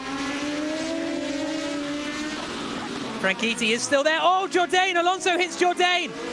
And Franchitti gets up the inside and into the lead of the race. Well, I think Jourdain was the one who made the mistake there, but Alonso nudged the back of him. Franchitti took advantage now, and they're battling for the race lead. Who'd have thought? Franchitti versus Alonso. Jourdain's carrying on in 3rd then, but he went a bit wide, and Alonso, I think, caught himself out by just suddenly having a big closing speed in the apex of the corner, just tapping the back of Jourdain and sending him into a spin. That allowed Franchitti through on the inside. I think Alonso was busy watching Jourdain, and here we go then, the replay of it. So Jourdain is tighter in, and then, yeah, maybe Alonso was trying to go just around the outside, and Jourdain just sort of slowly was trying to pick up the car. And Alonso, I think, just misjudged Jourdain coming across and just tapped the back of him. On board with Alonso as we come out towards Abbey once more. Jenson Button's up into 5th place, trying to pass Oriol Servia. But now we will see Alonso versus Franchitti. Franchitti started at the front, or towards the front of the reverse grid. Alonso started at the back. He's trying to close in on the Scot, who's done something that Alonso's never done. Won the Indianapolis 500 3 times, in fact, for Franchitti. And he's commentated with Jack Nicholls. Well, and Fernando Alonso, and he dreams of that. You reckon? I don't know. No.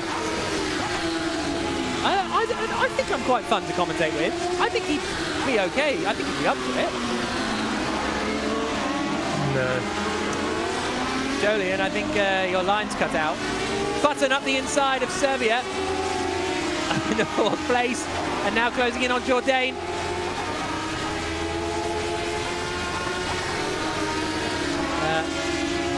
Coming through Pop's corner. And is this going to be the moment for Fernando Alonso to get Franchitti? Surely not into Magnussen Beckett's. He's trying to set him up though, isn't he, for a run down the hanger straight. Little bit of a mistake for Alonso, and that allows Franchitti in the big machine Bobcat car to pull away a little bit more. We're live on ESPN at the moment in the States, and they're collaborating with DoSomething.org, which is an organization for young people and social change on a sports-themed campaign for athletes, sports fans and graduating seniors called the ESPN #OneTeam Challenge.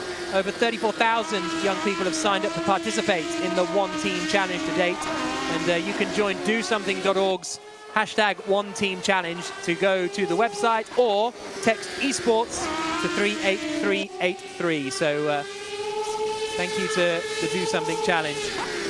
This is the fight though for the lead. Dario Franchitti leading it at the moment, goes a bit wide. Alonso's going to try and get the cut back here. Franchitti keeps it neat and tidy, but I don't know if he can hold this off for the rest of the race. Alonso's got a great run. Franchitti holds his line. Alonso pulls out, down into Brooklands, side by side for the lead, and Alonso's into the lead of the Legends Trophy. Gets ahead of Dario Franchitti into Brooklands, and now the move has been made. Button, meanwhile, has got him into third place. Nice move in the end from Fernando Alonso. I think that was a long time coming. He just had better pace, and in the end managed to make a nice clean pass on Franchitti. Here's the start then. That's Jenson Button ahead. Let's see where Alonso passes Button, and Button actually had a better start, went through the middle, and then Alonso's just going to carry more speed around the outside, off the track. Nice little ding-dong, and he's found another couple of places, but a trademark Alonso around the outside start, that was. Yeah, vintage stuff from Fernando Alonso. As he then picked up a couple more places. I dare say we might have all of his overtakes on the race's YouTube channel this week. If we weren't planning on it, then there's a task for the editors. Into Stowe, then Pirro and Liuzzi got together, and everybody just seemed to disappear. Max Papis parted ways. He's just on top of the machinery, isn't he? He knows the limit of traction mainly, which is where everyone else seems to be struggling a little bit more, but then braking as well.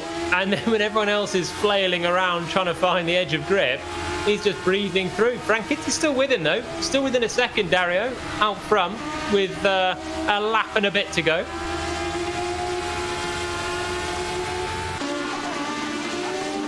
Tenths of a second between them.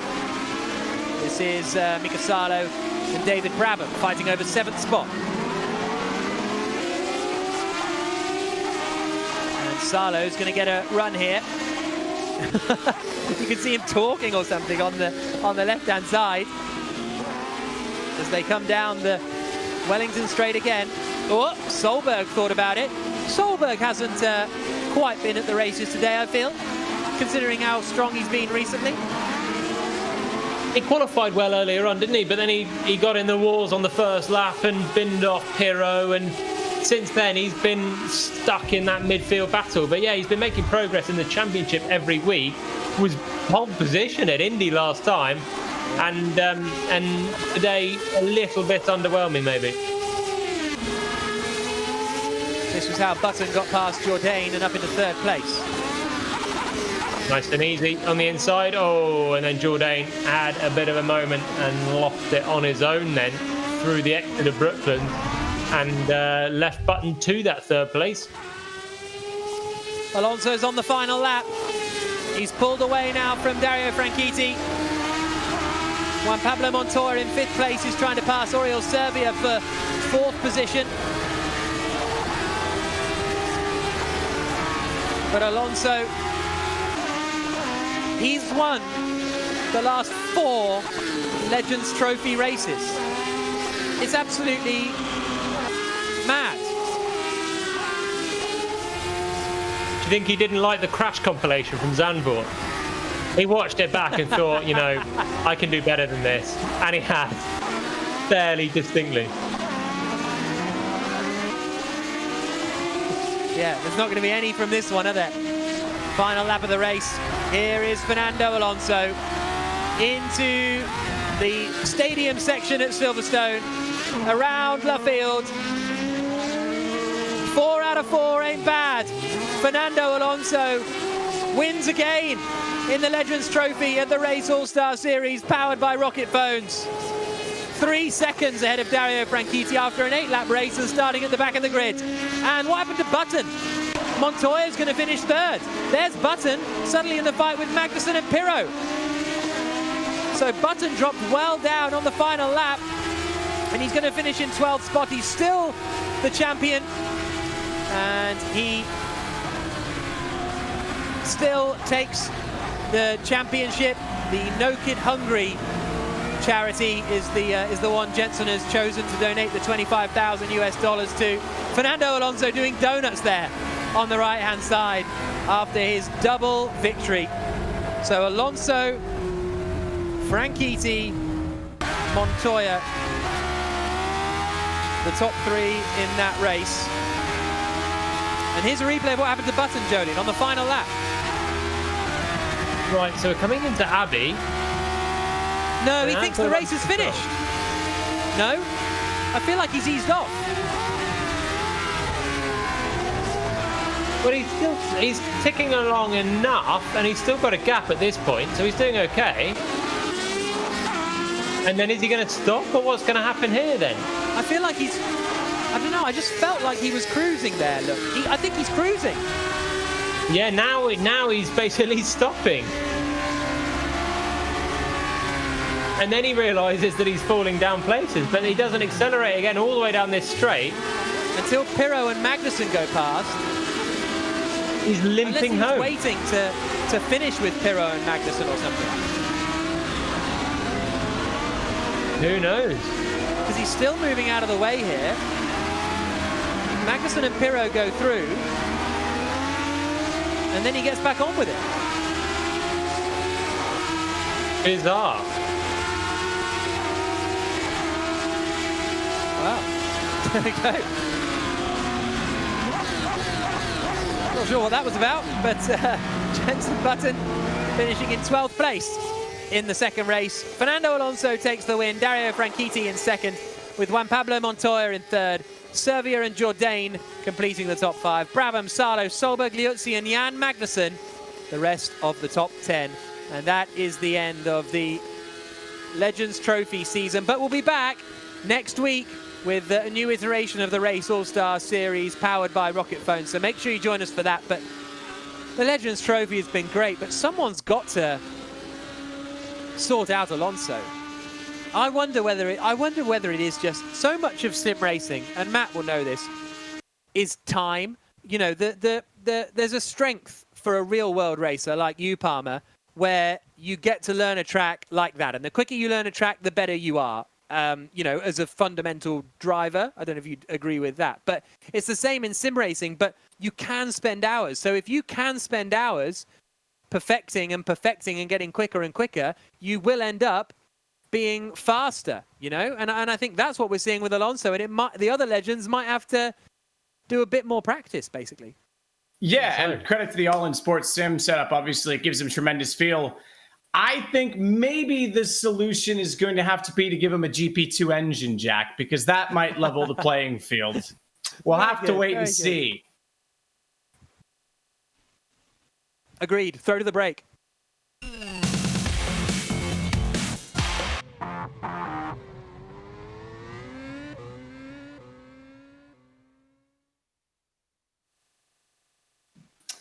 Well, lots to talk about from the entire season, but at the end of the day, Jenson Button finished too soon. I think he was confused. Alonso may have had the wrong chicane picked out, but Jenson had the wrong start-finish line. Thankfully, he'd already crossed the line as champion in the previous race, because that could have been a very costly error, Julian.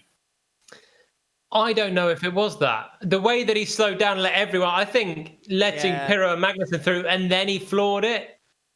And he was too quick through the hairpins before as well. So I don't know what it was, but maybe there was contact earlier on and he didn't want to finish ahead of those guys or something like that. But sportsmanship, I would say, was at the heart of Button slowing down rather than a brain fade.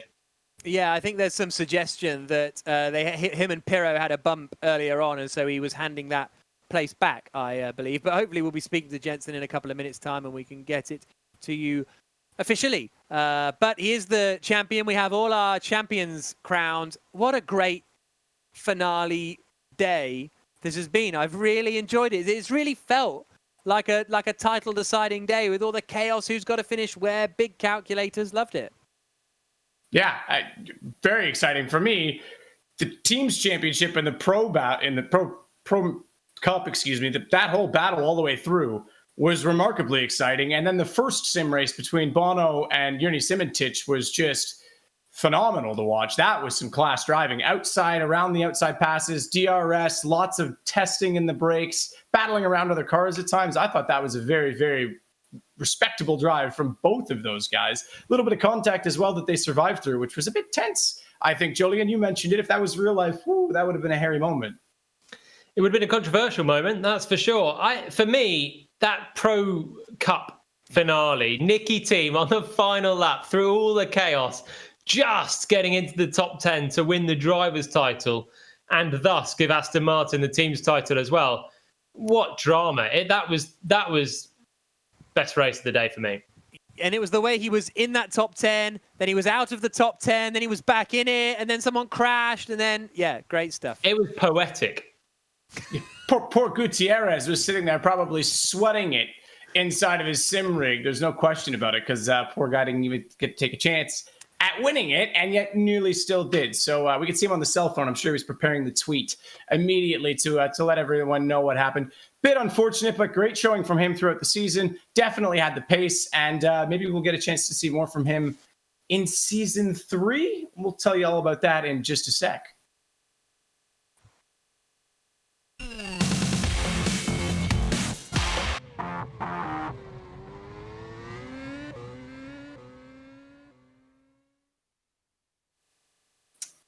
Welcome back to the Race All-Star Esports Battle. It's the end of the season. We've got lots to talk about, lots to reflect on, maybe something to look forward to. But first, we need to chat with our champion from the Legends Trophy, Jenson Button, and maybe, Jack, you can find out what was going on that last lap.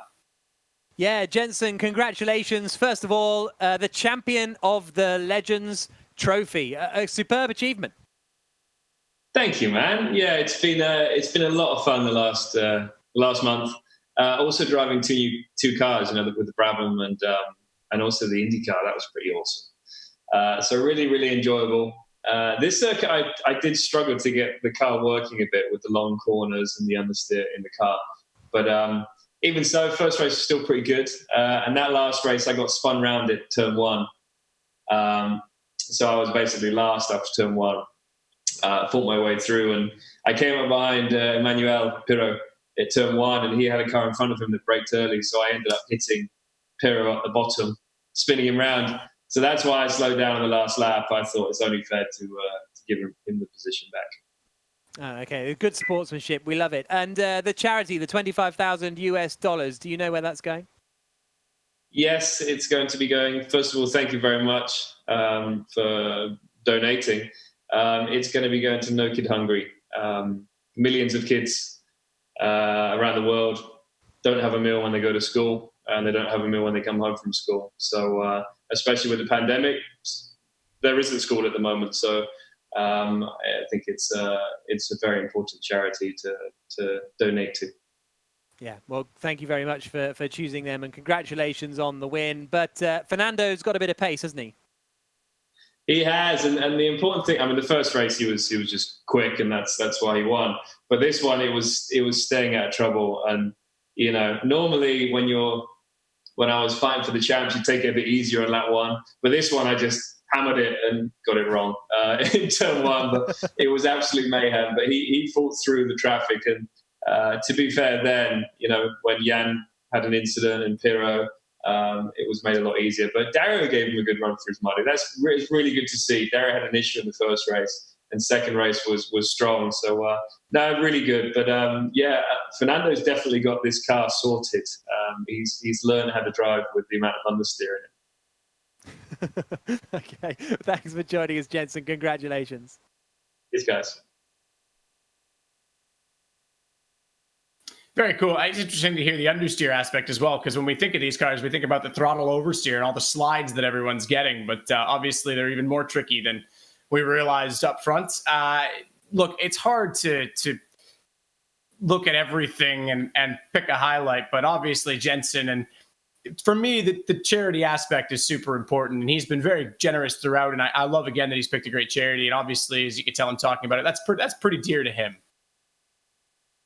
Yeah, definitely. I think so, especially in the current climate, like he says, and he's given it to a lot of different charities over the weeks after winning the individual races before we started doing this series. So yeah, really great stuff from Jenson Button. This is how the championship table finishes. He doesn't quite extend his lead as much as he may have done, but still finishes ahead of Emanuele Pirro. And actually, didn't mention it, but in that Pirro-Magnussen fight, it means that Pirro for Lamborghini Squadra Corsa finishes in second spot, Jan Magnussen third, Montoya fourth, Solberg fifth. And Franchitti with that last third place at the end there, or second place rather at the end there, means that he gets up into seventh place in the championship standings. And of course, this was the driver who won the first Legends Trophy race at Silverstone on the national circuit, what feels like an age ago. So good to see Franchitti up there in seventh place. Also means he'll be a bit chirpier for next weekend when I'm working with him. But Button,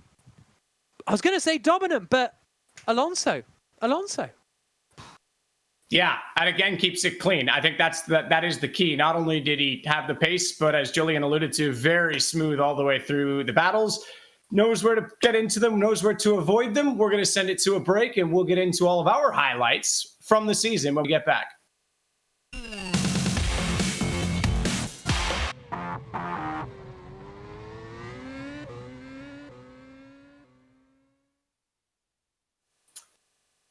We might need to put out a Twitter poll or something, because it's very hard to really narrow it down. You've got Indy, the Button and Alonso battle. You've got today's races, whether it was Nicky Team, in, out, yes, no. Is that Glock moment at Silverstone, or if it was the sim race from today with Simoncic, Huis? There's many others, but guys, I'm going to kind of ask you, maybe lean on you. What was the highlight?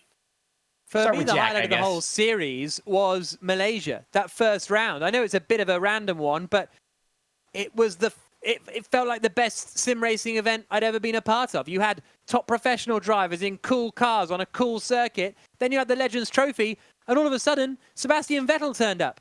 It was just like, this is the pinnacle of a sort of esports event for all the different variations and combinations that we've got in it. And then it's just got better and better as the weeks have progressed.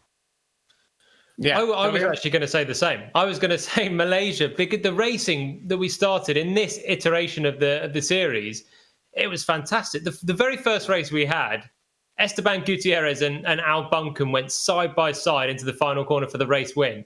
And honestly, that has set the tone, because there's barely been a race where the win has just been a foregone conclusion. I mean, Alonso in the Legends race today was as much as it's been that. And even the Pro Series, Nicky Team coming down to the final lap for the title, it's been a thriller. Yeah, hugely thrilling. Like I say, you guys at home can let us know on social media what your highlight was. One of you might actually still have a highlight that could top them all, and here's how. If you'd like the chance to win a Rocket phone featuring 3D screen technology, just go to rocketphones.com and tell us, what is the name of the former Formula One Vice World Champion who currently drives for the Rocket Venturi Formula E team?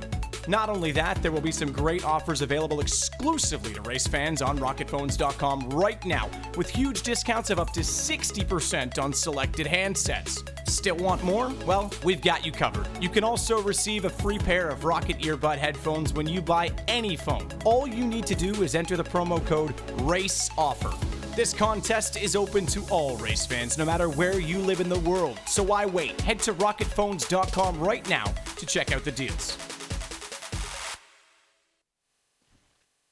So hopefully one of you does have a highlight from that. I'll put mine into the hat as well. And I'm going to say Mario Andretti showing up was pretty friggin' cool. I mean, we've already got Emerson Fittipaldi involved, but to have Mario there, as a legend as he is, the age that he is, to still have that spirit, that competitive drive, I mean, the passion for motorsports, that's pretty cool. I hope I'm that competitive when I'm that age as well. If I make it that far, we'll make it back after this break.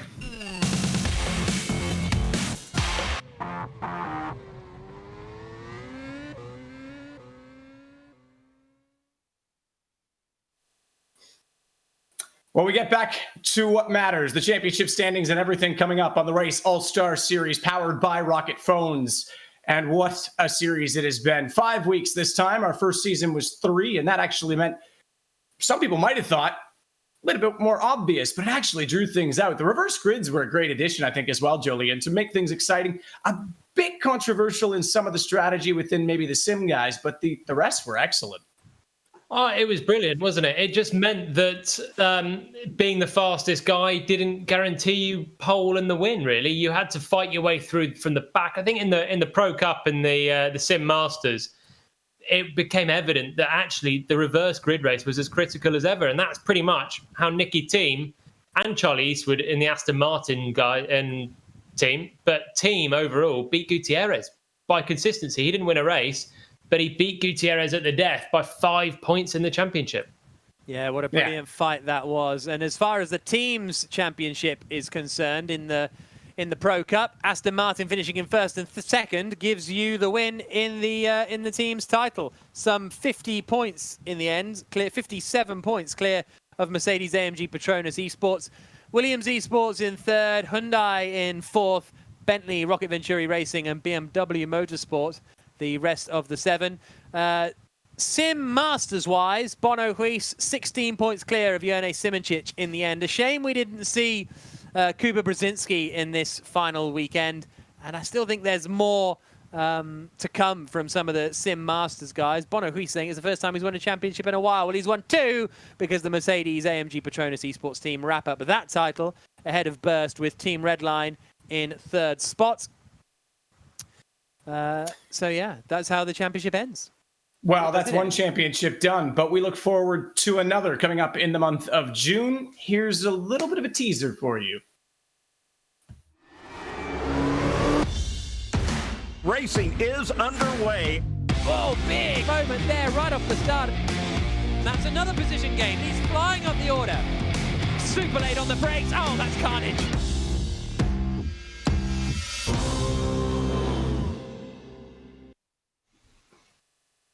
Three races, one championship. I'll say no more. That is going to be epic. Mark the dates, the 6th, the 20th, and the 27th. I know exactly where I'll be. Jolien, Jack, I guess maybe you guys will have to join as well. Are we booked? Are you booking us? I'll book you right now. I absolutely have the authority. Okay, great. Can't wait. Pay rises. Well, listen, with that said, everyone, it's been a pleasure. It's been an absolute blast. Great to see more and more legends joining. The manufacturers joining this season as well. That absolutely has to go on the record as something very cool because it's giving Sim real legacy at this period of time. And I hope everyone's staying safe at home. I hope you're all enjoying. Thank you for joining us. I can't wait to see you next season. And hopefully this is just a teaser. Hopefully this gets better and better. We'll see you next time on the Race All-Star Series powered by Rocket Phones in June.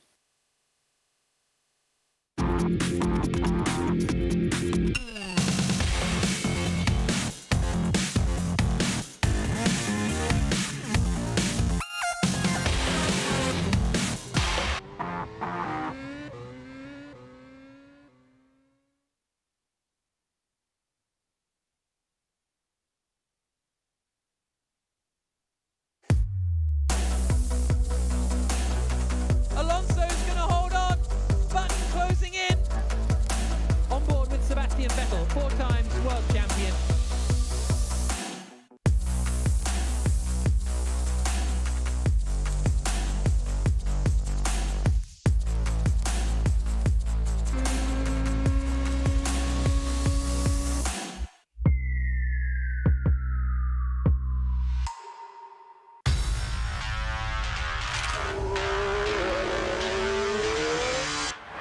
Welcome to the race.